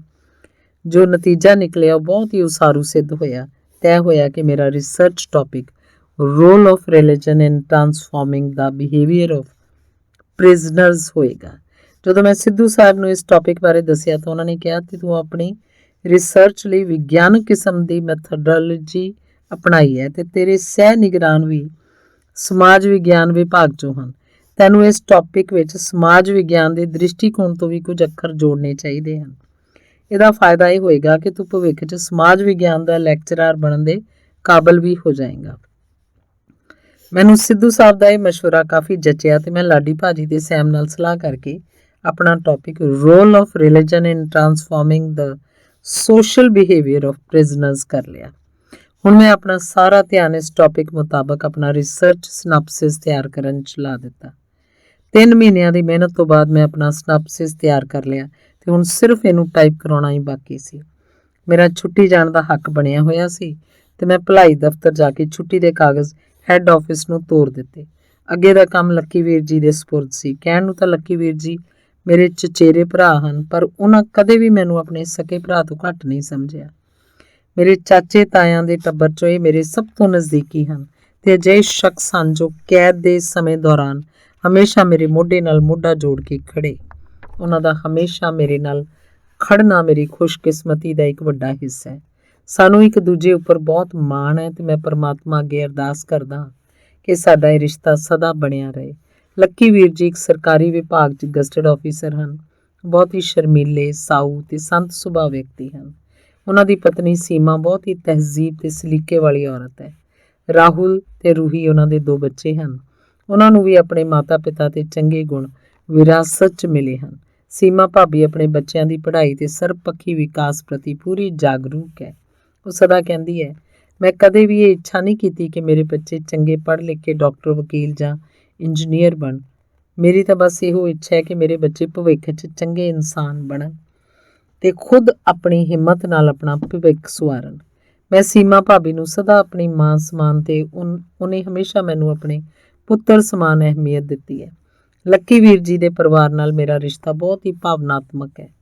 ਛੁੱਟੀ ਦੌਰਾਨ ਹਮੇਸ਼ਾ ਮੇਰੀ ਉਹਨਾਂ ਨਾਲ ਹਰ ਰੋਜ਼ ਫੋਨ ਉੱਪਰ ਗੱਲਬਾਤ ਹੁੰਦੀ ਹੈ। ਮੇਰੀ ਛੁੱਟੀ ਹੈੱਡ ਆਫਿਸ ਤੋਂ ਸਮੇਂ ਸਿਰ ਸਾਈਨ ਕਰਾਉਣ ਦਾ ਕੰਮ ਸਦਾ ਲੱਕੀ ਵੀਰ ਜੀ ਕਰਦੇ ਰਹੇ ਹਨ। ਭਾਵੇਂ ਉਹਨਾਂ ਦੀ ਉੱਥੇ ਕੋਈ ਜਾਣ ਪਛਾਣ ਨਹੀਂ, ਫਿਰ ਵੀ ਉਹ ਵੱਡੇ ਅਫਸਰ ਕੋਲ ਜਾ ਕੇ ਪੇਸ਼ ਹੋ ਜਾਂਦੇ ਸਨ ਤੇ ਕਹਿ ਦਿੰਦੇ ਸਨ ਕਿ ਸਾਡਾ ਮੁੰਡਾ ਪੜ੍ਹਾਈ ਕਰ ਰਿਹਾ ਤੇ ਉਹਨੂੰ ਪੜ੍ਹਾਈ ਸੰਬੰਧੀ ਕੰਮਾਂ ਲਈ ਸਮੇਂ ਸਿਰ ਛੁੱਟੀ ਦੀ ਲੋੜ ਹੁੰਦੀ ਹੈ। ਇਸ ਲਈ ਜੇ ਤੁਸੀਂ ਇਹ ਕੰਮ ਜਲਦੀ ਕਰ ਦਿਓ ਤਾਂ ਬੜੀ ਮਿਹਰਬਾਨੀ ਹੋਏਗੀ। ਉਹਨਾਂ ਦੀ ਬੇਨਤੀ ਸੁਣ ਕੇ ਅਫਸਰ ਇਹ ਕੰਮ ਜ਼ਰੂਰ ਕਰ ਦਿੰਦੇ ਹਨ। ਦੋਸਤੋ, ਕੈਦੀ ਦਾ ਭਾਵੇਂ ਕੋਈ ਵੀ ਦਫ਼ਤਰੀ ਕੰਮ ਹੋਵੇ ਪਰ ਉਹਨੂੰ ਪੂਰਾ ਚਾੜਨ ਲਈ ਹਮੇਸ਼ਾ ਪੈਰਵੀ ਦੀ ਲੋੜ ਹੁੰਦੀ ਹੈ। ਜਿਸ ਕੈਦੀ ਦੀ ਪੈਰਵੀ ਕਰਨ ਵਾਲਾ ਕੋਈ ਨਾ ਹੋਵੇ, ਉਹਦਾ ਰਿਹਾ ਹੋਣਾ ਵੀ ਲਗਭਗ ਅਸੰਭਵ ਦੇ ਬਰਾਬਰ ਹੀ ਹੁੰਦਾ ਹੈ, ਭਾਵੇਂ ਉਹਨੇ ਆਪਣੀ ਸਾਰੀ ਸਜ਼ਾ ਹੀ ਕਿਉਂ ਨਾ ਕੱਟ ਲਈ ਹੋਵੇ। ਲੱਕੀ ਵੀਰ ਜੀ ਨੇ ਹੈੱਡ ਆਫਿਸ ਜਾ ਕੇ ਮੇਰੀ ਛੁੱਟੀ ਸਾਈਨ ਕਰਵਾ ਦਿੱਤੀ ਸੀ ਤੇ 2 ਕੁ ਦਿਨਾਂ 'ਚ ਪਟਿਆਲਾ ਜੇਲ੍ਹ ਵਿਖੇ ਪਹੁੰਚ ਗਈ। DC ਦਫ਼ਤਰ ਵਿਖੇ ਮੇਰੀ ਛੁੱਟ ਦੀ ਜ਼ਮਾਨਤ ਭਰਨ ਦੀ ਕਾਰਵਾਈ ਪੂਰੀ ਕਰਨ ਸੰਬੰਧੀ ਜ਼ਿੰਮੇਵਾਰੀ ਸ਼ੁਰੂ ਤੋਂ ਹੀ ਮੇਰਾ ਛੋਟਾ ਭਰਾ ਸੰਦੀਪ ਨਿਭਾਉਂਦਾ ਆਇਆ ਸੀ। ਇਸ ਵਾਰ ਵੀ ਇਹ ਜ਼ਿੰਮੇਵਾਰੀ ਉਹਨੇ ਨਿਭਾਈ ਤੇ ਮੈਂ 6 ਹਫ਼ਤਿਆਂ ਦੀ ਛੁੱਟੀ ਕੱਟਣ ਲਈ ਬਾਹਰ ਆ ਗਿਆ। ਮੈਂ ਆਪਣੇ ਨਿਗਰਾਨ ਸਾਹਿਬ ਤੇ ਸਹਿ ਨਿਗਰਾਨ ਸਾਹਿਬ ਕੋਲੋਂ ਆਪਣਾ ਸਨਾਪਸਿਸ ਚੈੱਕ ਕਰਾ ਕੇ ਯੂਨੀਵਰਸਿਟੀ ਦੀ ਰਿਸਰਚ ਬ੍ਰਾਂਚ ਵਿਖੇ ਜਮ੍ਹਾਂ ਕਰਾਤਾ। ਵਿਭਾਗ ਵਿਖੇ ਰਜਿਸਟ੍ਰੇਸ਼ਨ ਹਿੱਤ ਮੇਰਾ ਸੈਮੀਨਾਰ ਵੀ ਲਿਆ ਗਿਆ। ਵਿਭਾਗੀ ਰਿਸਰਚ ਬੋਰਡ ਨੇ ਮੇਰੇ ਕੋਲੋਂ ਰਿਸਰਚ ਸੰਬੰਧੀ ਕਈ ਪ੍ਰਸ਼ਨ ਪੁੱਛੇ, ਜਿਨ੍ਹਾਂ ਦਾ ਜਵਾਬ ਮੈਂ ਬਹੁਤ ਚੰਗੀ ਤਰ੍ਹਾਂ ਦਿੱਤਾ। ਵਿਭਾਗੀ ਰਿਸਰਚ ਬੋਰਡ ਨੇ ਮੇਰੇ ਟੌਪਿਕ ਦੀ ਬਹੁਤ ਹੀ ਸ਼ਲਾਘਾ ਕੀਤੀ ਤੇ ਉਮੀਦ ਜਤਾਈ ਕਿ ਇਹ ਰਿਸਰਚ ਸਾਡੇ ਦੇਸ਼ ਦੇ ਜੇਲ੍ਹ ਸਿਸਟਮ ਨੂੰ ਸੁਧਾਰਨ 'ਚ ਯੋਗਦਾਨ ਪਾਉਣ ਲਈ ਲਾਭਦਾਈ ਰਹੇਗਾ। ਸਾਰੇ ਅਧਿਆਪਕਾਂ ਨੇ ਮੈਨੂੰ ਬਹੁਤ ਵਧਾਈ ਦਿੱਤੀ ਤੇ ਮੇਰੀ ਰਜਿਸਟ੍ਰੇਸ਼ਨ PhD ਰਿਸਰਚ ਸਕਾਲਰ ਵਜੋਂ ਹੋ ਗਈ। ਭਾਗ 8ਵਾਂ। ਪਿਛਲੇ ਦਹਾਕੇ ਦੌਰਾਨ ਪੰਜਾਬ ਦੀਆਂ ਜੇਲ੍ਹਾਂ ਦਾ ਪੂਰਾ ਸਰੂਪ ਹੀ ਬਦਲ ਗਿਆ। ਜੇ ਨਹੀਂ ਬਦਲੀ ਤਾਂ ਜੇਲ੍ਹ ਅੰਦਰਲੀ ਮੈਡੀਕਲ ਸਹੂਲਤ ਦੀ ਹਾਲਤ ਤੇ ਜੇਲ੍ਹ ਅੰਦਰ ਮਰਨ ਵਾਲੇ ਬੰਦੀਆਂ ਦੀ ਗਿਣਤੀ, ਜੋ ਕਿ ਦਿਨੋਂ ਦਿਨ ਵੱਧਦੀ ਚਲੀ ਜਾ ਰਹੀ ਹੈ। ਦੋਸਤੋ, ਇੱਕ ਗੱਲ ਜੋ ਪਿਛਲੇ ਪੌਣੇ 8 ਸਾਲਾਂ 'ਚ ਮੇਰੀ ਬਿਲਕੁਲ ਵੀ ਸਮਝ ਨਹੀਂ ਆਈ, ਉਹ ਇਹ ਸੀ ਕਿ ਡਾਕਟਰਾਂ ਦੀ ਕੋਤਾਹੀ ਵਿਰੁੱਧ ਜੇਲ੍ਹ ਪ੍ਰਸ਼ਾਸਨ, ਅਦਾਲਤਾਂ ਤੇ ਰਾਜ ਸਰਕਾਰਾਂ ਕੋਲ ਹੋਈਆਂ ਅਣਗਿਣਤ ਸ਼ਿਕਾਇਤਾਂ ਦੇ ਬਾਵਜੂਦ ਵੀ ਜੇਲ੍ਹ ਅੰਦਰ ਮੈਡੀਕਲ ਸਹੂਲਤਾਂ ਤੇ ਡਾਕਟਰਾਂ ਦੇ ਰਵੱਈਏ 'ਚ ਕੁਝ ਤਬਦੀਲੀ ਕਿਉਂ ਨਹੀਂ ਆਈ। ਡਾਕਟਰਾਂ ਨੂੰ ਸਾਡੇ ਸਮਾਜ 'ਚ ਇੱਕ ਖਾਸ ਸਤਿਕਾਰਯੋਗ ਸਥਾਨ ਪ੍ਰਾਪਤ ਹੈ ਤੇ ਉਹਨਾਂ ਨੂੰ ਹਮੇਸ਼ਾ ਹੀ ਮਾਨਵਤਾ ਦੇ ਸੱਚੇ ਹਮਦਰਦ ਦੇ ਤੌਰ ਤੇ ਵੇਖਿਆ ਜਾਂਦਾ ਹੈ। ਜਦੋਂ ਮੈਂ ਜੇਲ੍ਹ ਅੰਦਰ ਆਇਆ ਸੀ ਤਾਂ ਮੇਰੇ ਵੀ ਡਾਕਟਰਾਂ ਬਾਰੇ ਅਜਿਹੇ ਵਿਚਾਰ ਸਨ, ਪਰ ਮੈਂ ਆਪਣੀ ਸਾਰੀ ਕੈਦ ਦੌਰਾਨ ਸਿਰਫ ਇੱਕ ਡਾਕਟਰ ਅਵਤਾਰ ਨੂੰ ਛੱਡ ਕੇ ਕਿਸੇ ਵੀ ਅਜਿਹੇ ਸ਼ਖਸ ਦੇ ਸੰਪਰਕ 'ਚ ਨਹੀਂ ਆਇਆ ਜਿਹਨੂੰ ਡਾਕਟਰ ਕਹਿਣਾ ਤਾਂ ਦੂਰ, ਇਨਸਾਨ ਵੀ ਕਿਹਾ ਜਾ ਸਕਦਾ ਹੋਵੇ। ਡਾਕਟਰ ਅਵਤਾਰ ਇੱਥੇ ਰੱਬ ਦੀ ਰੂਹ ਸਨ ਤੇ ਸਾਰੇ ਬੰਦੀ ਉਹਨਾਂ ਨੂੰ ਫਰਿਸ਼ਤਾ ਸਮਝਦੇ ਸਨ। ਉਹਨਾਂ ਦਾ ਵਿਹਾਰ ਅਜਿਹਾ ਸੀ ਜੋ ਜੇਲ੍ਹ ਦੇ ਡਾਕਟਰਾਂ ਕੋਲੋਂ ਰੱਖੀ ਜਾਣ ਵਾਲੀ ਉਮੀਦ ਦੇ ਬਿਲਕੁਲ ਉਲਟ ਸੀ। ਆਉਂਦਿਆਂ ਜਾਂਦਿਆਂ ਕਿਸੇ ਵੀ ਬੰਦੀ ਕੋਲ ਖੜ ਜਾਂਦੇ ਸਨ ਤੇ ਉਹਦੀਆਂ ਦਰਦ ਭਰੀਆਂ ਮੁਸ਼ਕਲਾਂ ਸੁਣਦੇ ਰਹਿੰਦੇ ਸਨ। ਜੇ ਕੋਈ ਬੰਦਾ ਰੋਟੀ ਖਾ ਰਿਹਾ ਹੁੰਦਾ ਤਾਂ ਉਹਦੇ ਨਾਲ ਭੁੰਜੇ ਬਹਿ ਕੇ ਰੋਟੀ ਖਾ ਲੈਂਦੇ ਸਨ। ਉਹ ਸਾਰਾ ਦਿਨ ਜੇਲ੍ਹ ਦੇ ਅੰਦਰ ਘੁੰਮਦੇ ਰਹਿੰਦੇ ਤੇ ਬੰਦੀਆਂ ਦੀਆਂ ਸਿਹਤ ਸੰਬੰਧੀ ਮੁਸ਼ਕਲਾਂ ਦਾ ਹੱਲ ਲੱਭਦੇ ਰਹਿੰਦੇ। ਉਹਨਾਂ ਨੂੰ ਹਰ ਗੱਲ ਬਾਰੇ ਬਹੁਤ ਡੂੰਘੀ ਜਾਣਕਾਰੀ ਸੀ ਤੇ ਉਹ ਕਾਫੀ ਸਮਝਦਾਰ ਇਨਸਾਨ ਸਨ। ਕਈ ਵਾਰੀ ਜਦੋਂ ਜੇਲ੍ਹ ਅੰਦਰ ਗੇੜੇ ਕੱਢਦੇ ਕੱਢਦੇ ਥੱਕ ਜਾਂਦੇ ਤਾਂ ਕਿਸੇ ਵੀ ਬੰਦੀ ਦੇ ਬਿਸਤਰੇ ਤੇ ਸੌਂ ਜਾਂਦੇ ਤੇ ਸਮਾਂ ਹੋ ਜਾਣ ਤੇ ਫਿਰ ਹਸਪਤਾਲ ਪੁੱਜ ਜਾਂਦੇ। ਕਿਸੇ ਵੀ ਬੰਦੀ ਨੂੰ ਕੋਈ ਗੰਭੀਰ ਬਿਮਾਰੀ ਹੁੰਦੀ ਤਾਂ ਉਹਨੂੰ ਝੱਟ ਰਜਿੰਦਰਾ ਹਸਪਤਾਲ, ਸਰਕਾਰੀ ਹਸਪਤਾਲ ਭੇਜਣ ਦਾ ਪ੍ਰਬੰਧ ਕਰ ਦਿੰਦੇ। ਉਹਨਾਂ ਦੇ ਹੁੰਦਿਆਂ ਕਿਸੇ ਬੰਦੀ ਦੀ ਮੌਤ ਹੋਣ ਤਾਂ ਦੂਰ ਦੀ ਗੱਲ, ਕਿਸੇ ਨੂੰ ਗੰਭੀਰ ਬਿਮਾਰੀ ਹੋਣੀ ਵੀ ਸ਼ਾਇਦ ਮੁਸ਼ਕਲ ਸੀ। ਪਰ ਉਹਨਾਂ ਦਾ ਅਜਿਹਾ ਰਵੱਈਆ ਦੂਜੇ ਡਾਕਟਰਾਂ ਨੂੰ ਕਦੇ ਵੀ ਨਹੀਂ ਸੀ ਭਾਉਂਦਾ, ਕਿਉਂਕਿ ਉਹ ਦੂਜੇ ਡਾਕਟਰਾਂ ਦਾ ਲੱਖਾਂ ਦਾ ਨੁਕਸਾਨ ਕਰ ਰਹੇ ਸਨ। ਇਸ ਲਈ ਜਲਦੀ ਉਹਨਾਂ ਦਾ ਤਬਾਦਲਾ ਕਰਵਾ ਦਿੱਤਾ ਗਿਆ। ਦੂਜੇ ਡਾਕਟਰ ਹਮੇਸ਼ਾ ਤੋਂ ਹੀ ਬੰਦੀਆਂ ਨਾਲ ਇਸ ਤਰ੍ਹਾਂ ਪੇਸ਼ ਆਉਂਦੇ ਜਿਵੇਂ ਉਹ ਬੰਦੀ ਨਹੀਂ ਕੋਈ ਕੋਹੜ ਦੇ ਮਰੀਜ਼ ਹੋਣ। ਇੱਕ ਵਾਰੀ ਜਦੋਂ ਮੈਂ ਕੁਝ ਬਿਮਾਰ ਹੋਣ ਕਰਕੇ ਹਸਪਤਾਲ ਦਵਾਈ ਲੈਣ ਗਿਆ ਤਾਂ ਡਾਕਟਰ ਨੇ ਮੈਨੂੰ ਕੋਲ ਬਿਠਾ ਕੇ ਚੈੱਕ ਤਾਂ ਕੀ ਕਰਨਾ ਸੀ, ਬਲਕਿ 5-7 ਫੁੱਟ ਦੂਰ ਖੜ ਕੇ ਗੱਲ ਕਰਨ ਲਈ ਕਿਹਾ। ਇਹ ਡਾਕਟਰ ਮੈਨੂੰ ਆਪਣੀ ਪੂਰੀ ਕੈਦ ਦੌਰਾਨ ਕਿਸੇ ਦੀ ਨਬਜ਼ ਫੜ ਕੇ ਚੈੱਕ ਕਰਦੇ ਦਿਖਾਈ ਨਹੀਂ ਦਿੱਤੇ, ਸਗੋਂ ਕਈ ਵਾਰੀ ਮਰੀਜ਼ ਨੂੰ ਦਵਾਈ ਦੇਣ ਦੀ ਥਾਂ ਕਿਸੇ ਥਾਣੇਦਾਰ ਵਾਂਗ ਉਹਦੇ ਕੇਸ ਬਾਰੇ ਪੁੱਛ-ਗਿੱਛ ਕਰਨ ਲੱਗ ਪੈਂਦੇ ਜਾਂ ਕਿਸੇ ਜੱਜ ਵਾਂਗੂ ਕੇਸ ਦੇ ਕਾਨੂੰਨੀ ਪੱਖ ਦੀਆਂ ਕਿਆਸ ਰਾਈਆਂ ਹੀ ਲਾਉਣ ਲੱਗ ਪੈਂਦੇ। ਇਹਨਾਂ ਦੀ ਦਿਲਚਸਪੀ ਬੰਦੀਆਂ ਦਾ ਇਲਾਜ ਕਰਨ ਨਾਲੋਂ ਵੱਧ ਆਪਣੀਆਂ ਅਸਾਮੀਆਂ ਛਾਂਟਣ 'ਚ ਹੁੰਦੀ ਸੀ। ਜੇਲ੍ਹ ਦੇ ਰਿਵਾਜ ਮੁਤਾਬਕ ਜਦੋਂ ਵੀ ਕੋਈ ਬੰਦੀ ਜੇਲ੍ਹ ਅੰਦਰ ਦਾਖਲ ਹੁੰਦਾ ਸੀ ਤਾਂ ਡਾਕਟਰ ਉਹਦਾ ਸਰੀਰਕ ਮੁਲਾਜ਼ਾ ਕਰਦਾ ਸੀ ਤੇ ਜੇ ਵਿਅਕਤੀ ਨੂੰ ਕੋਈ ਤਕਲੀਫ ਹੋਵੇ ਤਾਂ ਉਹਦਾ ਇਲਾਜ ਕਰਨਾ ਡਾਕਟਰ ਦਾ ਸਰਕਾਰੀ ਫਰਜ਼ ਸੀ। ਪਰ ਇੱਥੇ ਤਾਂ ਬਿਲਕੁਲ ਹੀ ਉਲਟ ਕੰਮ ਸੀ। ਵਿਅਕਤੀ ਦੇ ਅੰਦਰ ਆਉਂਦਿਆਂ ਹੀ ਡਾਕਟਰ ਆਪਣਾ ਸ਼ਿਕਾਰ ਛਾਂਟਣੇ ਸ਼ੁਰੂ ਕਰ ਦਿੰਦੇ। ਜੇ ਅੰਦਰ ਆਉਣ ਵਾਲਾ ਵਿਅਕਤੀ ਕੋਈ ਅਮੀਰ ਵਪਾਰੀ, ਸਰਕਾਰੀ ਅਫਸਰ ਜਾਂ ਕਿਸੇ ਅਸਰ ਰਸੂਖ ਵਾਲਾ ਵਿਅਕਤੀ ਹੁੰਦਾ ਤਾਂ ਡਾਕਟਰਾਂ ਦੀ ਚਾਂਦੀ ਹੋ ਜਾਂਦੀ ਸੀ। ਉਹ ਆਰਾਮਦਾਇਕ ਮਾਹੌਲ ਦਾ ਲਾਲਚ ਦੇ ਕੇ ਆਪਣੇ ਸ਼ਿਕਾਰ ਨੂੰ ਹਸਪਤਾਲ ਭਰਤੀ ਕਰ ਲੈਂਦੇ। ਫਿਰ ਹਸਪਤਾਲ ਵਿਖੇ ਉਹਨੂੰ VIP ਸਹੂਲਤਾਂ ਮੁਹੱਈਆ ਕਰਵਾਈਆਂ ਜਾਂਦੀਆਂ। ਉਹਨਾਂ ਨੂੰ ਸਪੈਸ਼ਲ ਵਾਰਡ ਅੰਦਰ ਰੱਖਿਆ ਜਾਂਦਾ ਤੇ 2-3 ਗਰੀਬ ਬੰਦੀ ਉਹਦੀ ਜੀ ਹਜ਼ੂਰੀ ਕਰਨ ਲਈ ਸਦਾ ਤਿਆਰ ਰਹਿੰਦੇ। ਉਹਦੇ ਬਰਤਨ ਮਾਂਜਦੇ, ਗੰਦੇ ਕੱਪੜੇ ਧੋਂਦੇ, ਉਹਦਾ ਮਨਪਸੰਦ ਖਾਣਾ ਬਣਾ ਕੇ ਖਵਾਉਂਦੇ। ਉਹਨੂੰ ਡਾਕਟਰ ਦਾ ਮੋਬਾਈਲ ਫੋਨ ਆਪਣਾ ਚਿੱਪ ਪਾ ਕੇ ਇਸਤੇਮਾਲ ਕਰਨ ਦੀ ਪੂਰੀ ਖੁੱਲ੍ਹ ਹੁੰਦੀ ਸੀ ਤੇ ਜਦੋਂ ਵੀ ਉਹਦਾ ਸੈਰ ਸਪਾਟੇ ਦਾ ਮਨ ਹੁੰਦਾ ਤਾਂ ਡਾਕਟਰ ਸਾਹਿਬ ਉਹਨੂੰ ਐਮਰਜੈਂਸੀ ਕੇਸ ਬਣਾ ਕੇ ਕੋਈ ਡਿਸਕ ਡੁਸਕ ਦਾ ਦਰਦ ਦਿਖਾ ਕੇ ਰਜਿੰਦਰ ਹਸਪਤਾਲ ਭੇਜ ਦਿੰਦੇ। ਲੋੜ ਪਈ ਤਾਂ ਬਾਹਰ ਜਾ ਕੇ ਆਪਣੇ ਸ਼ਿਕਾਰ ਦੀ ਸਰਕਾਰੀ ਹਸਪਤਾਲ ਵਿਖੇ ਪੱਕੀ ਭਰਤੀ ਦਾ ਇੰਤਜ਼ਾਮ ਵੀ ਕਰਵਾ ਦਿੰਦੇ। ਪਰ ਇਹਨਾਂ ਸਹੂਲਤਾਂ ਦਾ ਕਿਰਾਇਆ ਫਸਟ ਕਲਾਸ AC ਵਾਲਾ ਹੁੰਦਾ ਸੀ। ਜਦੋਂ ਸ਼ਿਕਾਰ ਦਾ ਮਨ ਸੈਰ ਸਪਾਟੇ ਤੋਂ ਭਰ ਜਾਂਦਾ ਤਾਂ ਵਾਪਸ ਜੇਲ੍ਹ ਦੇ ਹਸਪਤਾਲ ਦੀਆਂ VIP ਸਹੂਲਤਾਂ ਮਾਣਨ ਲਈ ਵਾਪਸ ਆ ਜਾਂਦਾ। ਇਸ ਸਾਰੇ ਝੰਜਟ ਦਾ ਕਿਰਾਇਆ ਵੱਖ-ਵੱਖ ਅਸਾਮੀਆਂ ਲਈ ਵੱਖਰਾ ਹੁੰਦਾ ਸੀ ਤੇ ਅਸਾਮੀ ਦਾ ਰੁਤਬਾ ਵੇਖ ਕੇ ਹੀ ਉਹਦੀ ਛਿੱਲ ਉਤਾਰੀ ਜਾਂਦੀ ਸੀ। ਯਾਨੀ ਜੇ ਮੋਟੇ ਲਫ਼ਜ਼ਾਂ 'ਚ ਕਹੀਏ ਤਾਂ ਮੂੰਹ ਵੇਖ ਕੇ ਚਪੇੜ ਮਾਰੀ ਜਾਂਦੀ ਸੀ। ਜੇ ਕੋਈ ਬਹੁਤ ਹੀ ਗੰਭੀਰ ਬਿਮਾਰ ਬੰਦੀ ਇਹਨਾਂ ਕੋਲ ਪਹੁੰਚ ਜਾਂਦਾ ਤਾਂ ਪਹਿਲਾਂ ਤਾਂ ਕੋਈ ਰਾਹ ਨਾ ਦਿੰਦਾ। ਵਿਅਕਤੀ ਦੇ ਜ਼ਿੱਦ ਕਰਨ ਤੇ 1-2 ਦਿਨਾਂ ਲਈ ਵਾਰਡ 'ਚ ਰੱਖ ਕੇ ਡਿਸਟਿਲਡ ਵਾਟਰ ਦੇ ਇੰਜੈਕਸ਼ਨ ਲਾ ਕੇ ਦੁਖੀ ਕਰ ਦਿੰਦੇ। ਦਵਾਈ ਦੇ ਨਾਂ ਤੇ ਹਰੇਕ ਨੂੰ ਸਾਈਕਲੋਸਪਾਸ ਨਾਂ ਦੀਆਂ ਨਸ਼ੀਲੀਆਂ ਗੋਲੀਆਂ ਦੇਈ ਜਾਂਦੇ ਤਾਂ ਜੋ ਵਿਅਕਤੀ ਨਸ਼ੇ ਦੇ ਅਸਰ ਹੇਠਾਂ ਸਾਰਾ ਦਿਨ ਸੁੱਤਾ ਰਹੇ ਤੇ ਇਹਨਾਂ ਨੂੰ ਕਿਸੇ ਹੋਰ ਕੰਮ ਨਾ ਲਾ ਦੇ। ਵੈਸੇ ਤਾਂ ਕਾਗਜ਼ਾਂ 'ਚ ਹਰੇਕ ਬਿਮਾਰ ਬੰਦੀ ਨੂੰ ਦੁੱਧ, ਅੰਡੇ, ਮੀਟ ਆਦਿ ਦਿੱਤਾ ਜਾਂਦਾ, ਪਰ ਅਸਲ 'ਚ ਡਾਕਟਰ ਸਾਹਿਬ ਦੇ ਘਰ ਪਹੁੰਚ ਜਾਂਦਾ ਸੀ। ਅਸਾਮੀਆਂ ਦੇ ਘਰ ਵਾਲੇ ਡਾਕਟਰ ਸਾਹਿਬ ਦੀ ਹਰ ਦਿਲੀ ਖੁਆਇਸ਼ ਨੂੰ ਪੂਰਾ ਕਰਨ ਦਾ ਯਤਨ ਕਰਦੇ ਤੇ ਡਾਕਟਰ ਸਾਹਿਬ ਦੇ ਘਰ ਦੀ ਸਬਜ਼ੀ ਤੱਕ ਦਾ ਪ੍ਰਬੰਧ ਅਸਾਮੀਆਂ ਦੇ ਸਿਰੋਂ ਚੱਲਦਾ ਸੀ। ਡਾਕਟਰ ਸਾਹਿਬ ਦੇ ਬੱਚਿਆਂ ਨੂੰ ਜ਼ਿਆਦਾ ਗਰਮੀ ਲੱਗਣ ਤੇ ਉਹਨਾਂ ਦੇ ਘਰ AC ਲਗਵਾਉਣ ਦਾ ਫਰਜ਼ ਵੀ ਅਸਾਮੀ ਦੇ ਪਰਿਵਾਰ ਨੂੰ ਹੀ ਨਿਭਾਉਣਾ ਪੈਂਦਾ। ਜੇਲ੍ਹ ਦੇ ਡਾਕਟਰ ਕਦੇ ਵੀ ਕਿਸੇ ਅਸਲੀ ਮਰੀਜ਼ ਨੂੰ ਸਰਕਾਰੀ ਹਸਪਤਾਲ ਵਿਖੇ ਨਹੀਂ ਭੇਜਦੇ। ਜੇ ਕਿਧਰੇ ਡਾਕਟਰ ਅਵਤਾਰ ਜਿਹਾ ਭਲਾ ਮਾਨਸ ਕਿਸੇ ਨੂੰ ਭੇਜ ਵੀ ਦੇ ਤਾਂ ਇਹ ਸਰਕਾਰੀ ਹਸਪਤਾਲ ਵਿਖੇ ਫੋਨ ਕਰਕੇ ਉਹਨੂੰ ਜਲਦੀ ਤੋਂ ਜਲਦੀ ਵਾਪਸ ਲਿਆਉਣ ਲਈ ਕਾਹਲੇ ਪੈ ਜਾਂਦੇ ਸੀ ਤਾਂ ਕਿ ਸੁਰੱਖਿਆ ਗਾਰਡ ਨੂੰ ਉਸ ਬੰਦੀ ਦੀ ਤਾਂ ਕਿਸੇ ਅਸਾਮੀ ਦੀ ਸੇਵਾ ਕਰਨ ਦਾ ਮੌਕਾ ਮੁਹੱਈਆ ਕਰਵਾਇਆ ਜਾ ਸਕੇ। ਬਈ ਗਾਰਡ ਵਾਲਿਆਂ ਨੇ ਵੀ ਤਾਂ ਆਪਣੇ ਬੱਚੇ ਪਾਲਣੇ ਸੀ। ਉਹਨਾਂ ਨੂੰ ਕਿਹੜਾ ਨੋਟ ਦੰਦੀਆਂ ਵੱਢਦੇ ਸਨ। ਬੰਦੀ ਨੇ ਉਹਨਾਂ ਨੂੰ ਕੀ ਦੇਣਾ ਸੀ, ਬਸ ਸੁੱਕੀਆਂ ਅਸੀਸਾਂ। ਕਿਸੇ ਮਰੀਜ਼ ਬੰਦੀ ਦੇ ਜੇਲ੍ਹ ਹਸਪਤਾਲ ਜਾਣ ਤੇ ਉਹਨੂੰ ਬਿਲਕੁਲ ਵੀ ਖਾਲੀ ਨਹੀਂ ਮੋੜਿਆ ਜਾਂਦਾ ਸੀ, ਬਲਕਿ ਪੂਰੀ ਕਾਗਜ਼ੀ ਕਾਰਵਾਈ ਕੀਤੀ ਜਾਂਦੀ ਸੀ। ਕਾਗਜ਼ਾਂ 'ਚ ਉਹਨੂੰ ਵਧੀਆ ਤੋਂ ਵਧੀਆ ਤੇ ਮਹਿੰਗੀ ਤੋਂ ਮਹਿੰਗੀ ਦਵਾਈ ਮੁਹੱਈਆ ਕਰਵਾਈ ਜਾਂਦੀ ਸੀ।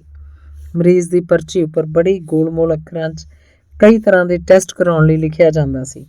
ਕਾਗਜ਼ੀ ਪੱਤਰੀ ਇਹ ਟੈਸਟ ਕਰਵਾਏ ਵੀ ਜਾਂਦੇ ਸਨ। ਆਮ ਤੌਰ ਤੇ ਐਲਪ੍ਰੈਕਸ ਦੀਆਂ ਗੋਲੀਆਂ ਇਹਨਾਂ ਡਾਕਟਰਾਂ ਲਈ ਖੁਦਾਈ ਵਰਦਾਨ ਸਨ ਜੋ ਇਹਨਾਂ ਦੀ ਇੱਜ਼ਤ ਬਚਾਈ ਰੱਖਦੀਆਂ ਸਨ। ਅਨਪੜ੍ਹ ਤੇ ਭੋਲੇ ਭਾਲੇ ਲੋਕਾਂ ਨੂੰ ਇਹ ਐਲਪ੍ਰੈਕਸ ਦੀਆਂ ਗੋਲੀਆਂ ਪ੍ਰਸ਼ਾਦ ਵਾਂਗੂ ਵੰਡਦੇ ਸਨ। ਲਗਭਗ 100 ਚੋਂ 80 ਮਰੀਜ਼ਾਂ ਨੂੰ ਮਾਨਸਿਕ ਤਣਾਅ ਦੀ ਬਿਮਾਰੀ ਦੱਸ ਕੇ ਐਲਪ੍ਰੈਕਸੀ ਦੇ ਦਿੱਤੀ ਜਾਂਦੀ ਸੀ। ਇਹਨਾਂ ਡਾਕਟਰਾਂ ਦੀਆਂ ਨਜ਼ਰਾਂ 'ਚ ਸਾਰੇ ਬੰਦੀ ਪਾਗਲ ਤੇ ਮਾਨਸਿਕ ਤਣਾਅ ਦੇ ਸ਼ਿਕਾਰ ਸਨ।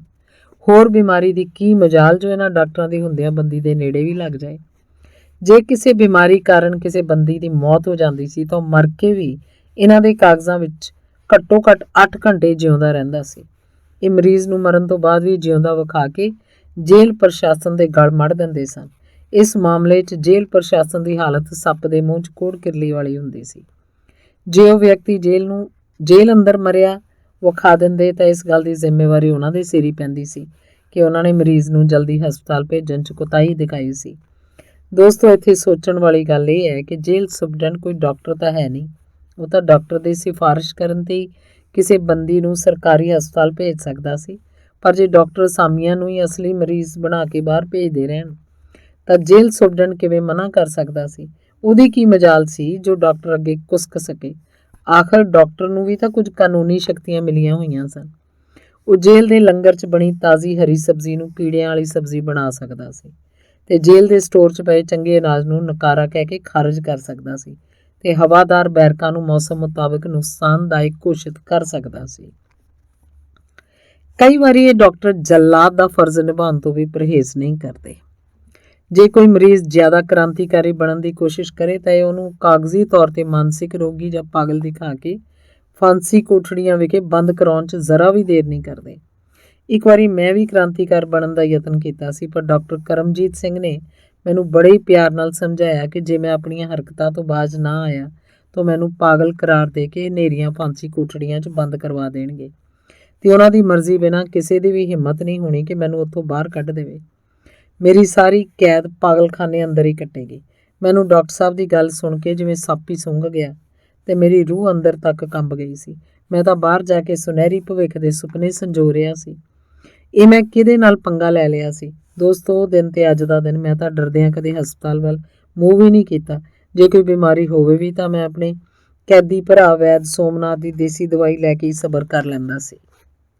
ਇਹਨਾਂ ਡਾਕਟਰਾਂ ਦੀਆਂ ਕਰਤੂਤਾਂ ਕਾਰਨ ਪਿਛਲੇ ਪੌਣੇ 8 ਸਾਲ ਦੇ ਸਮੇਂ ਦੌਰਾਨ ਮੈਂ ਕਈ ਬੰਦੀਆਂ ਦੀਆਂ ਲਾਸ਼ਾਂ ਜੇਲ੍ਹ ਦੇ ਗੇਟ ਅੱਗੇ ਰੁਲਦੀਆਂ ਵੇਖੀਆਂ।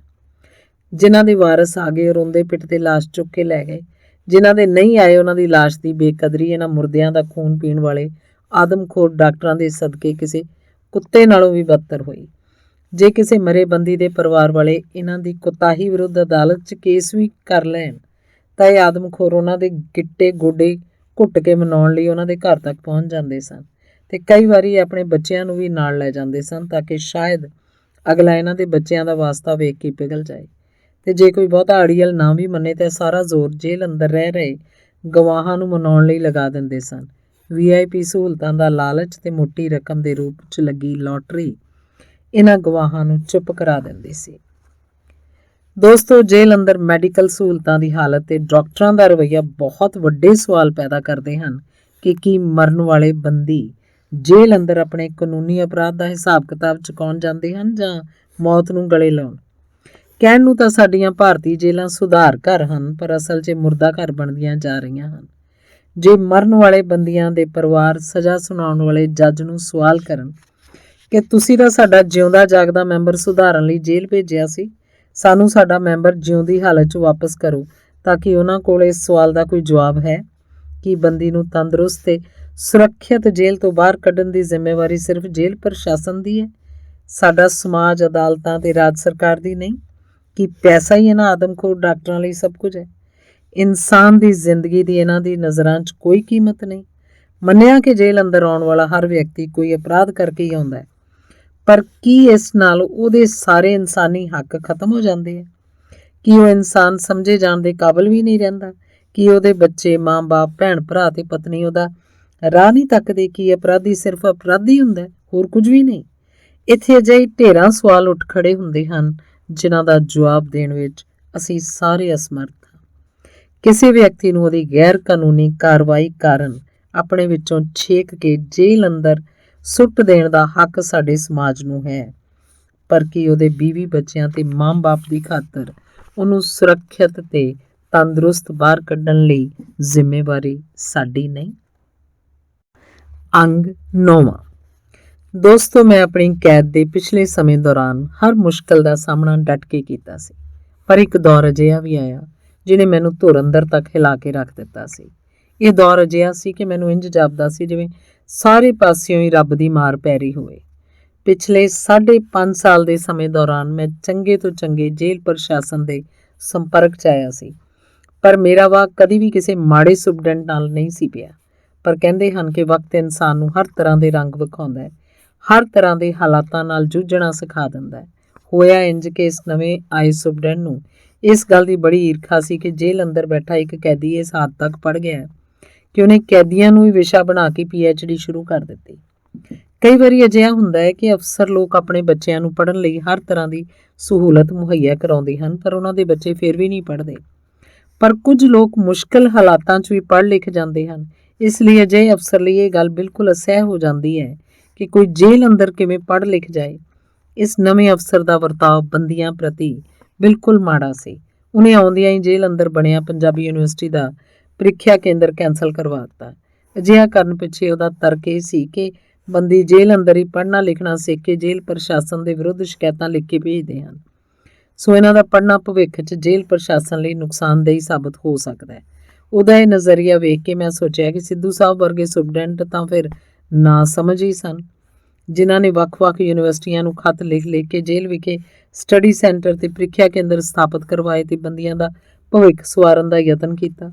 ਇਸ ਨਕਾਰਾਤਮਕ ਨਜ਼ਰੀਏ ਵਾਲੇ ਅਫਸਰ ਨੇ ਮੇਰੀ ਪੜ੍ਹਾਈ ਦੇ ਰਸਤੇ 'ਚ ਰੁਕਾਵਟਾਂ ਖੜੀਆਂ ਕਰਨ ਦੀ ਕੋਸ਼ਿਸ਼ ਕੀਤੀ, ਪਰ ਉਸ ਦੁਆਰਾ ਖੜੀ ਕੀਤੀ ਹਰ ਰੁਕਾਵਟ ਮੇਰੇ ਹੌਸਲੇ ਨੂੰ ਹੋਰ ਬੁਲੰਦ ਕਰਦੀ ਗਈ। ਇਸ ਸਮੇਂ ਦੌਰਾਨ ਮੇਰੇ ਘਰ ਦੀ ਹਾਲਤ ਵੀ ਦਿਨ ਬ ਦਿਨ ਵਿਗੜਦੀ ਜਾ ਰਹੀ ਸੀ। ਕਹਿੰਦੇ ਹਨ ਕਿ ਬਿਮਾਰੀ ਤੇ ਮੁਕੱਦਮਾ ਕਦੇ ਕਿਸੇ ਦੁਸ਼ਮਣ ਦੇ ਘਰ ਵੀ ਨਾ ਵੜਨ। ਮੁਕੱਦਮੇ 'ਚ ਤਾਂ ਸਾਡਾ ਪਰਿਵਾਰ ਪਿਛਲੇ 10 ਸਾਲਾਂ ਤੋਂ ਉਲਝਿਆ ਸੀ, ਪਰ ਇਸ ਵਾਰ ਬਿਮਾਰੀ ਵੀ ਸਾਡੇ ਘਰ ਆ ਪਹੁੰਚੀ। ਪਿਤਾ ਜੀ ਦਾ ਕੋਲੈਸਟਰੋਲ ਤਾਂ ਪਹਿਲਾਂ ਹੀ ਵੱਧਦਾ ਸੀ, ਪਰ ਹੁਣ ਉਹਨਾਂ ਦਾ BP ਦੀ ਸ਼ਿਕਾਇਤ ਵੀ ਹੋ ਗਈ। ਇੱਕ ਦਿਨ ਹੋਇਆ ਇਹ ਕਿ ਮੇਰੇ ਭਰਾ ਸੰਦੀਪ ਨੂੰ ਕੋਈ ਦਵਾਈ ਬੁਰੀ ਤਰ੍ਹਾਂ ਰਿਐਕਸ਼ਨ ਕਰ ਗਈ। ਡਾਕਟਰ ਨੇ ਦੱਸਿਆ ਕਿ ਉਹਦਾ HB ਸਿਰਫ 7.6 ਰਹਿ ਗਿਆ ਸੀ, ਜੋ ਕਿ ਆਮ ਆਦਮੀ ਨਾਲੋਂ ਬਹੁਤ ਘੱਟ ਸੀ। ਤੇ ਇੱਕ ਦਿਨ ਉਹਦਾ ਬੁਰੀ ਤਰ੍ਹਾਂ ਐਕਸੀਡੈਂਟ ਹੋ ਗਿਆ ਤੇ ਕਾਫੀ ਸੱਟਾਂ ਲੱਗੀਆਂ। ਉਹਦਾ ਮੱਥਾ ਫਟ ਗਿਆ, ਅੱਖ ਦੇ ਨੇੜੇ ਕਾਫੀ ਸੱਟ ਲੱਗੀ, ਸਾਰਾ ਜਬਾੜਾ ਹਿੱਲ ਗਿਆ। ਇਸ ਘਟਨਾ ਤੋਂ ਕੁਝ ਚਿਰ ਬਾਅਦ ਪਤਾ ਲੱਗਾ ਕਿ ਉਹਦੇ ਦਿਮਾਗ 'ਚ ਖੂਨ ਦਾ ਧੱਬਾ ਜੰਮ ਗਿਆ ਸੀ ਤੇ ਹਾਲਤ ਕਾਫੀ ਗੰਭੀਰ ਸੀ। BP ਦੀ ਸ਼ਿਕਾਇਤ ਦਾ ਪਿਤਾ ਜੀ ਨੂੰ ਪਹਿਲਾਂ ਹੀ ਸੀ, ਪਰ ਸੰਦੀਪ ਦੇ ਰੋਗ ਨੇ ਉਹਨਾਂ ਦੇ ਮਾਨਸਿਕ ਤਣਾਅ 'ਚ ਵੀ ਵਾਧਾ ਕਰ ਦਿੱਤਾ। ਸਿੱਟੇ ਵਜੋਂ ਇੱਕ ਦਿਨ ਸੰਦੀਪ ਦੀ ਗੰਭੀਰ ਹਾਲਤ ਵੇਖ ਕੇ ਉਹਨਾਂ ਨੂੰ ਦਿਲ ਦਾ ਦੌਰਾ ਪੈ ਗਿਆ। ਮਾਤਾ ਜੀ ਉਹਨਾਂ ਨੂੰ ਲੈ ਕੇ ਡਾਕਟਰਾਂ ਦੇ ਚੱਕਰ ਕੱਟਣ ਲੱਗੇ ਤੇ ਇਸ ਨੱਠ ਭੱਜ ਮਾਤਾ ਜੀ ਨੂੰ ਪੇਟ 'ਚ ਇਨਫੈਕਸ਼ਨ ਦੀ ਸ਼ਿਕਾਇਤ ਹੋ ਗਈ। ਪਰ ਮੈਨੂੰ ਇਸ ਗੱਲ ਦਾ ਮਾਣ ਸੀ ਕਿ ਜ਼ਿੰਦਗੀ ਦੇ ਮੁਸ਼ਕਲ ਤੋਂ ਮੁਸ਼ਕਲ ਹਾਲਾਤ ਵੀ ਉਹਨਾਂ ਨੂੰ ਤੋੜ ਨਹੀਂ ਸਕੇ। ਉਹਨਾਂ ਨੇ ਆਪਣਾ ਹੌਸਲਾ ਬੁਲੰਦ ਰੱਖਿਆ, ਇਸ ਲਈ ਮਾਤਾ ਜੀ ਮੇਰੇ ਲਈ ਪ੍ਰੇਰਨਾ ਸਰੋਤ ਹਨ। ਮਾਤਾ ਜੀ ਨੇ ਆਪਣੀ ਬਿਮਾਰੀ ਦੀ ਪਰਵਾਹ ਨਾ ਕਰਦਿਆਂ ਪਿਤਾ ਜੀ ਤੇ ਸੰਦੀਪ ਦੋਵਾਂ ਨੂੰ ਸੰਭਾਲਿਆ। ਥੋੜੇ ਕੁ ਦਿਨਾਂ ਬਾਅਦ ਮੇਰੀ ਛੁੱਟੀ ਆ ਗਈ। ਛੁੱਟੀ ਦੀ ਜ਼ਮਾਨਤ ਭਰਾਉਣ ਦਾ ਸਾਰਾ ਕੰਮ ਵੀ ਮਾਤਾ ਜੀ ਨੇ ਪੂਰ ਚਾੜਿਆ। ਜਦ ਮੈਂ ਘਰ ਪੁੱਜਾ, ਮਾਤਾ ਜੀ ਦੀ ਹਾਲਤ ਵੇਖ ਕੇ ਹੈਰਾਨ ਰਹਿ ਗਿਆ ਕਿ ਕਿਵੇਂ ਉਹਨਾਂ ਨੇ ਖੁਦ ਬਿਮਾਰ ਹੋਣ ਦੇ ਬਾਵਜੂਦ ਦੂਜਿਆਂ ਨੂੰ ਸੰਭਾਲਿਆ ਹੋਵੇਗਾ। ਸਭ ਤੋਂ ਪਹਿਲਾਂ ਮੈਂ ਮਾਤਾ ਜੀ ਦਾ ਇਲਾਜ ਕਰਾਉਣਾ ਹੀ ਜ਼ਰੂਰੀ ਸਮਝਿਆ। ਇਸ ਸਮੇਂ ਘਰ 'ਚ ਆਰਥਿਕ ਤੰਗੀ ਦੀ ਸਮੱਸਿਆ ਵੀ ਚੱਲ ਰਹੀ ਸੀ, ਪਰ ਇਸ ਮੁਸ਼ਕਲ ਦੀ ਘੜੀ 'ਚ ਲੱਕੀ ਵੀਰ ਜੀ ਤੇ ਮੇਰੇ ਪਿਆਰੇ ਦੋਸਤਾਂ ਮਨਦੀਪ, ਸੰਦੀਪ ਨੇ ਮੇਰੀ ਬਹੁਤ ਮਦਦ ਕੀਤੀ। ਇਹਨਾਂ ਤਿੰਨਾਂ ਨੇ ਮੈਨੂੰ ਹਰ ਪੱਖੋਂ ਸਹਾਰਾ ਦਿੱਤਾ। ਮੈਂ ਪੈਸਿਆਂ ਦਾ ਇੰਤਜ਼ਾਮ ਕਰਕੇ ਸੰਦੀਪ ਦੀ ਡਾਕਟਰ ਪਤਨੀ ਨੰਦਨੀ ਨਾਲ ਗੱਲ ਕੀਤੀ। ਉਹਨਾਂ ਨੇ ਮੈਨੂੰ ਉਸੇ ਸਮੇਂ ਪਟਿਆਲੇ ਆ ਕੇ ਮਾਤਾ ਜੀ ਦਾ ਚੈੱਕਅਪ ਕਰਾਉਣ ਦੀ ਹਦਾਇਤ ਕੀਤੀ। ਮੈਂ ਮਾਤਾ ਜੀ ਨੂੰ ਲੈ ਕੇ ਡਾਕਟਰ ਗੁਪਤਾ ਦੇ ਹਸਪਤਾਲ ਪਹੁੰਚ ਗਿਆ। ਡਾਕਟਰ ਗੁਪਤਾ ਨੇ ਤੇ ਉਹਨਾਂ ਦੀ ਪਤਨੀ ਨੰਦਨੀ ਭਾਬੀ ਦੇ ਕਾਫੀ ਕਰੀਬੀ ਸਨ। ਉਹਨਾਂ ਨੇ ਦੱਸਿਆ ਕਿ ਮਾਤਾ ਜੀ ਦੇ ਪੇਟ ਦਾ ਜ਼ਖਮ ਕਾਫੀ ਵੱਧ ਗਿਆ ਸੀ ਤੇ ਅੰਦਰੋਂ ਲਹੂ ਵਗਦਾ ਸੀ, ਸੋ ਆਪਰੇਸ਼ਨ ਤੋਂ ਇਲਾਵਾ ਕੋਈ ਚਾਰਾ ਨਹੀਂ ਸੀ। ਜਦੋਂ ਮੈਂ ਆਪਰੇਸ਼ਨ ਦਾ ਖਰਚਾ ਪੁੱਛਿਆ ਤਾਂ ਡਾਕਟਰ ਨੇ ਮੁਸਕਰਾ ਕੇ ਕਿਹਾ, आप नंदनी जी के पारिवारिक मैंबर हो, जितना आपको सही लगे आप दे देना। ਉਹਦੀ ਗੱਲ ਸੁਣ ਕੇ ਮੇਰੀਆਂ ਅੱਖਾਂ ਭਰ ਆਈਆਂ ਤੇ ਮੈਂ ਪਰਮਾਤਮਾ ਦਾ ਸ਼ੁਕਰੀਆ ਅਦਾ ਕੀਤਾ ਕਿ ਉਹਨੇ ਮੇਰਾ ਮੇਲ ਸੰਕਟ ਵਿੱਚ ਕੰਮ ਆਉਣ ਵਾਲੇ ਅਜਿਹੇ ਸ਼ੁਭ ਚਿੰਤਕਾਂ ਨਾਲ ਕਰਵਾਇਆ। ਹਫ਼ਤੇ ਕੁ ਬਾਅਦ ਮਾਤਾ ਜੀ ਦਾ ਆਪਰੇਸ਼ਨ ਹੋ ਗਿਆ ਤੇ ਅਸੀਂ ਉਹਨਾਂ ਨੂੰ ਘਰ ਲੈ ਆਏ। ਇਸ ਸਮੇਂ ਦੌਰਾਨ ਘਰ ਦੀ ਸਾਰੀ ਜ਼ਿੰਮੇਵਾਰੀ ਮੇਰੀ ਉਸ ਭੈਣ ਨੇ ਨਿਭਾਈ, ਜਿਸ ਬਾਰੇ ਮੈਂ ਹਮੇਸ਼ਾ ਹੀ ਸੋਚਦਾ ਸੀ ਕਿ ਸ਼ਾਇਦ ਉਹਨੂੰ ਰੋਟੀ ਵੀ ਪਕਾਉਣੀ ਨਹੀਂ ਆਉਂਦੀ ਹੋਏਗੀ। ਦੋਸਤੋ, ਮੇਰੀ ਦੀਦੀ ਬਹੁਤ ਹੀ ਮਜ਼ਬੂਤ ਇਰਾਦਿਆਂ ਵਾਲੀ ਪੜ੍ਹੀ ਲਿਖੀ ਲੜਕੀ ਹੈ। MPhil ਕਰਨ ਤੋਂ ਬਾਅਦ ਉਹਨੇ ਨਾਭੇ ਤੋਂ 70 ਕਿਲੋਮੀਟਰ ਦੂਰ ਪੈਂਦੇ ਇੱਕ ਸਰਕਾਰੀ ਕਾਲਜ ਵਿਖੇ ਨੌਕਰੀ ਸ਼ੁਰੂ ਕਰਤੀ। ਉਹ ਇਕਨੋਮਿਕਸ ਦੀ ਲੈਕਚਰਾਰ ਹੈ। ਉਹ ਸਵੇਰੇ 7:30 ਵਜੇ ਘਰੋਂ ਚੱਲ ਕੇ 9:30 ਵਜੇ ਕਾਲਜ ਪਹੁੰਚਦੀ ਹੈ। ਦੁਪਹਿਰ 2:30 ਵਜੇ ਛੁੱਟੀ ਕਰਕੇ 4 ਵਜੇ ਵਾਪਸ ਘਰ ਪਹੁੰਚ ਜਾਂਦੀ ਹੈ। ਸਿਰਫ ਇੱਕ ਕੱਪ ਚਾਹ ਦਾ ਪੀ ਕੇ 2 ਟਿਊਸ਼ਨ ਗਰੁੱਪ ਪੜ੍ਹਾਉਂਦੀ ਹੈ। ਫਿਰ ਰਾਤ ਦਾ ਖਾਣਾ ਖਾ ਕੇ 10:30 ਵਜੇ ਤੱਕ ਆਪਣੇ ਲੈਕਚਰ ਨੋਟਸ ਤਿਆਰ ਕਰਦੀ ਹੈ। ਦੋਸਤੋ, ਮੈਂ ਸੋਚ ਕੇ ਹੈਰਾਨ ਹੋ ਜਾਂਦਾ ਸਾਂ ਕਿ ਉਹਨੇ ਇੰਨਾ ਕੰਮ ਹੋਣ ਦੇ ਬਾਵਜੂਦ ਵੀ ਸਾਰੇ ਪਰਿਵਾਰ ਨੂੰ ਕਿਵੇਂ ਸੰਭਾਲਿਆ ਹੋਊ। ਮਾਤਾ ਜੀ ਨੂੰ ਘਰ ਲਿਆਉਣ ਤੋਂ ਬਾਅਦ ਮੈਂ ਸੰਦੀਪ ਨੂੰ ਪਟਿਆਲਾ ਵਿਖੇ ਡਾਕਟਰ ਕੋਲ ਲੈ ਗਿਆ। ਡਾਕਟਰ ਸਾਹਿਬ ਨੇ ਉਹਦੀ ਗੰਭੀਰ ਹਾਲਤ ਨੂੰ ਵੇਖਦਿਆਂ ਤੁਰੰਤ ਦਾਖਲ ਕਰ ਲਿਆ। ਮੈਂ ਘਰ ਫੋਨ ਕਰਕੇ ਦੱਸ ਦਿੱਤਾ ਤੇ ਉਹਦੇ ਕੋਲ ਹੀ ਰੁਕ ਗਿਆ। ਡਾਕਟਰ ਸਾਹਿਬ ਬਹੁਤ ਹੀ ਅਨੁਸ਼ਾਸਨ ਪਸੰਦ ਤੇ ਸੁਲਝੇ ਇਨਸਾਨ ਸਨ। ਉਹਨਾਂ ਨੇ ਹਸਪਤਾਲ 'ਚ ਮਰੀਜ਼ ਲਈ ਹਰ ਸੁਵਿਧਾ ਮੌਜੂਦ ਸੀ। ਮਰੀਜ਼ ਦਾ ਖਿਆਲ ਇੱਕ ਪਰਿਵਾਰਕ ਮੈਂਬਰ ਵਾਂਗੂ ਰੱਖਿਆ ਜਾਂਦਾ ਸੀ। ਕਿਸੇ ਵੀ ਮਰੀਜ਼ ਦੇ ਰਿਸ਼ਤੇਦਾਰ ਲਈ ਰਾਤ ਨੂੰ ਹਸਪਤਾਲ ਵਿਖੇ ਰਹਿਣ ਦਾ ਕੋਈ ਪ੍ਰਬੰਧ ਨਹੀਂ ਸੀ। ਮੈਂ ਹੈਰਾਨੀ ਨਾਲ ਨਰਸ ਕੋਲੋਂ ਇਹਦਾ ਕਾਰਨ ਪੁੱਛਿਆ ਤਾਂ ਉਹਨੇ ਦੱਸਿਆ, ਇਸ ਹਸਪਤਾਲ ਦੇ ਨਿਯਮ ਡਾਕਟਰ ਸਾਹਿਬ ਨੇ ਇੰਨੇ ਤਰਤੀਬਬੱਧ ਢੰਗ ਨਾਲ ਬਣਾਏ ਹੋਏ ਸਨ ਕਿ ਕਿਸੇ ਵੀ ਮਰੀਜ਼ ਨੂੰ ਹਸਪਤਾਲ ਦੇ ਸਟਾਫ ਤੋਂ ਇਲਾਵਾ ਕਿਸੇ ਹੋਰ ਦੀ ਮਦਦ ਦੀ ਕੋਈ ਲੋੜ ਨਹੀਂ ਸੀ। ਵਕਤ ਨੇ ਮੇਰਾ ਸੁਭਾਅ ਅਜਿਹਾ ਬਣਾ ਦਿੱਤਾ ਸੀ ਕਿ ਮੈਨੂੰ ਕਿਸੇ ਦੀ ਗੱਲ ਦਾ ਤੁਰੰਤ ਯਕੀਨ ਕਰ ਲੈਣਾ ਕੁਝ ਔਖਾ ਜਾਪਦਾ ਸੀ। ਮੈਂ ਹਸਪਤਾਲ ਦੀ ਹਰ ਸਹੂਲਤ ਦਾ ਬਰੀਕੀ ਨਾਲ ਮੁਆਇਨਾ ਕਰਨ 'ਚ ਜੁਟ ਗਿਆ। ਅਗਲੇ ਦਿਨ ਸਵੇਰੇ 6 ਵਜੇ ਸਵੀਪਰ ਨੇ ਡਿਟੋਲ ਵਾਲੇ ਪਾਣੀ ਨਾਲ ਸਾਰੇ ਹਸਪਤਾਲ ਦੀ ਸਫਾਈ ਕੀਤੀ। ਹਸਪਤਾਲ ਦੇ ਨਿਯਮ ਅਨੁਸਾਰ ਕਿਸੇ ਨੂੰ ਵੀ ਹਸਪਤਾਲ ਦੇ ਅੰਦਰ ਆਪਣੇ ਨਿੱਜੀ ਜੁੱਤੇ ਜਾਂ ਸਲੀਪਰ ਆਦਿ ਪਾ ਕੇ ਦਾਖਲ ਹੋਣ ਦੀ ਇਜਾਜ਼ਤ ਨਹੀਂ ਸੀ। ਹਸਪਤਾਲ ਦੇ ਗੇਟ ਕੋਲ 2 ਰੈਕ ਰੱਖੇ ਸਨ ਤੇ ਉਹਨਾਂ ਅੰਦਰ 50-60 ਜੋੜੇ ਸਾਫ਼ ਸਲੀਪਰ ਪਏ ਸਨ। ਜਿਹੜਾ ਵੀ ਵਿਅਕਤੀ ਬਾਹਰੋਂ ਆਉਂਦਾ ਸੀ ਉਹਨੂੰ ਆਪਣੇ ਗੰਦੇ ਜੁੱਤੇ ਲਾਹ ਕੇ ਤੇ ਸਾਫ਼ ਸਲੀਪਰ ਪਾ ਕੇ ਅੰਦਰ ਜਾਣਾ ਪੈਂਦਾ ਸੀ। 6:30 ਵਜੇ ਮਰੀਜ਼ ਨੂੰ ਦੁੱਧ ਨਾਲ 2 ਬਿਸਕਟ ਦਿੱਤੇ ਜਾਂਦੇ ਸਨ। ਦੁੱਧ ਦਾ ਗਿਲਾਸ ਸਟੀਲ ਪੇਪਰ ਨਾਲ ਉੱਪਰੋਂ ਬੰਨ੍ਹ ਕੇ ਢਕਿਆ ਹੁੰਦਾ ਸੀ ਤੇ ਬਿਸਕਿਟ ਟਿਸ਼ੂ ਪੇਪਰ 'ਚ ਲਪੇਟ ਕੇ ਭੇਜੇ ਜਾਂਦੇ ਸਨ। 8 ਵਜੇ ਮਰੀਜ਼ ਲਈ ਜੂਸ ਦਾ ਗਿਲਾਸ ਆ ਜਾਂਦਾ। 9 ਵਜੇ ਨਾਸ਼ਤੇ 'ਚ 4 ਪੀਸ ਬ੍ਰੈਡ ਅੰਦਰ ਪਨੀਰ ਲਗਾ ਕੇ ਦਿੱਤਾ ਜਾਂਦਾ ਸੀ। ਕਿਸੇ ਵੀ ਮਰੀਜ਼ ਨੂੰ ਹਸਪਤਾਲ ਅੰਦਰ ਆਪਣਾ ਨਿੱਜੀ ਖਾਣਾ ਲਿਆਉਣ ਦੀ ਇਜਾਜ਼ਤ ਨਹੀਂ ਸੀ। ਵਿਅਕਤੀ ਆਪਣੀ ਇੱਛਾ ਅਨੁਸਾਰ ਖਾਣ ਲਈ ਵੱਧ ਵਸਤੂ ਵੀ ਲੈ ਸਕਦਾ ਸੀ। 9:30 ਵਜੇ ਡਾਕਟਰ ਸਾਹਿਬ ਨਿਯਮਤ ਰੂਪ 'ਚ ਮਰੀਜ਼ ਨੂੰ ਚੈੱਕ ਕਰਨ ਲਈ ਆਉਂਦੇ। ਉਹਦੇ ਸਾਹਮਣੇ ਰੱਖੀ ਨੋਟਬੁੱਕ 'ਚ ਉਹਦੀ ਪ੍ਰੋਗਰੈਸ ਦਰਜ ਕਰ ਜਾਂਦੇ। 11 ਵਜੇ ਮਰੀਜ਼ ਨੂੰ ਸੂਪ ਪਿਲਾਇਆ ਜਾਂਦਾ। ਦੁਪਹਿਰੇ 1 ਵਜੇ ਖਾਣਾ ਦਿੱਤਾ ਜਾਂਦਾ। ਖਾਣੇ 'ਚ ਚਾਵਲ, ਫੁਲਕਾ, ਦਹੀਂ, ਸਲਾਦ, ਸੁੱਕੀ ਸਬਜ਼ੀ ਤੇ ਦਾਲ ਆਦਿ ਹੁੰਦੇ ਸਨ। ਖਾਣਾ ਖਾਣ ਤੋਂ ਅੱਧਾ ਘੰਟਾ ਬਾਅਦ ਮਰੀਜ਼ ਨੂੰ ਸੌਣ ਲਈ ਕਿਹਾ ਜਾਂਦਾ ਤੇ 4 ਵਜੇ ਉਹਦੇ ਲਈ ਬੋਰਨਵੀਟਾ ਪਾ ਕੇ ਦੁੱਧ ਆ ਜਾਂਦਾ ਸੀ। 4:30 ਵਜੇ ਡਾਕਟਰ ਸਾਹਿਬ ਦੁਬਾਰਾ ਆ ਕੇ ਮਰੀਜ਼ ਨੂੰ ਚੈੱਕ ਕਰਦੇ। 6 ਵਜੇ ਮਰੀਜ਼ ਨੂੰ ਹਲਕੀ ਪੱਤੀ ਵਾਲੀ ਚਾਹ ਪਿਲਾਈ ਜਾਂਦੀ ਤੇ ਰਾਤ ਨੂੰ 9 ਵਜੇ ਖਾਣ ਲਈ ਦਲੀਆ ਜਾਂ ਖਿਚੜੀ ਦਿੱਤੀ ਜਾਂਦੀ। ਉਹਨੂੰ 9:30 ਵਜੇ ਸੁਆ ਦਿੱਤਾ ਜਾਂਦਾ। ਮਰੀਜ਼ ਨੂੰ ਨਹਾਉਣ ਧੋਣ ਲਈ ਤੌਲੀਆ, ਸਾਬਣ ਆਦਿ ਹਸਪਤਾਲ ਵੱਲੋਂ ਹੀ ਦਿੱਤੇ ਜਾਂਦੇ ਤੇ ਉਹਦੀ ਚਾਦਰ, ਸਿਰਹਾਣਾ ਆਦਿ ਹਰ ਰੋਜ਼ ਤਬਦੀਲ ਕੀਤਾ ਜਾਂਦਾ। ਦੋਸਤੋ, ਮੈਂ ਪਟਿਆਲੇ ਵਰਗੇ ਛੋਟੇ ਜਿਹੇ ਸ਼ਹਿਰ ਦੇ ਛੋਟੇ ਜਿਹੇ ਹਸਪਤਾਲ ਦਾ ਸਿਸਟਮ ਵੇਖ ਕੇ ਦੰਗ ਰਹਿ ਗਿਆ। ਮੈਨੂੰ ਜਾਪਿਆ ਕਿ ਜੇ ਕੋਈ ਵਿਅਕਤੀ ਕਿਸੇ ਮਰੀਜ਼ ਨੂੰ ਇੱਥੇ ਮਹੀਨੇ ਲਈ ਵੀ ਛੱਡ ਕੇ ਚਲਾ ਜਾਏ ਤਾਂ ਮਰੀਜ਼ ਨੂੰ ਆਪਣੇ ਕਿਸੇ ਪਰਿਵਾਰਕ ਮੈਂਬਰ ਦੀ ਕੋਈ ਜ਼ਰੂਰਤ ਨਹੀਂ ਪਏਗੀ। ਇੱਥੇ ਮਰੀਜ਼ ਦੀ ਹਰ ਜ਼ਰੂਰਤ ਦਾ ਖਿਆਲ ਰੱਖਿਆ ਜਾਂਦਾ ਸੀ। ਇੱਥੋਂ ਤੱਕ ਕਿ ਮਰੀਜ਼ ਦੇ ਟੱਟੀ ਪਿਸ਼ਾਬ ਜਾਣ ਲੱਗਿਆਂ ਵੀ ਵਾਰਡ ਬੁਆਏ ਉਹਦੇ ਨਾਲ ਹੀ ਜਾਂਦਾ ਸੀ। ਨਰਸਾਂ ਮਿੰਟ ਬਾਅਦ ਮਰੀਜ਼ ਕੋਲ ਗੇੜਾ ਕੱਢਦੀਆਂ ਸਨ। ਔਰਤਾਂ ਕੋਲ ਇੱਕ ਨਰਸ ਦੀ ਤੇ ਮਰਦ ਮਰੀਜ਼ਾਂ ਕੋਲ ਇੱਕ ਵਾਰਡ ਬੁਆਏ ਦੀ ਪੱਕੀ ਡਿਊਟੀ ਸੀ। ਮੈਂ ਸੋਚਿਆ ਜੇ ਹਿੰਦੁਸਤਾਨ ਦੇ ਹਰ ਹਸਪਤਾਲ ਦਾ ਸਿਸਟਮ ਅਜਿਹਾ ਹੋਵੇ ਤਾਂ ਅੱਧੀਆਂ ਬਿਮਾਰੀਆਂ ਬਿਨਾਂ ਦਵਾਈ ਦੇ ਹੀ ਠੀਕ ਹੋ ਜਾਣ। ਧੰਨਵਾਦ।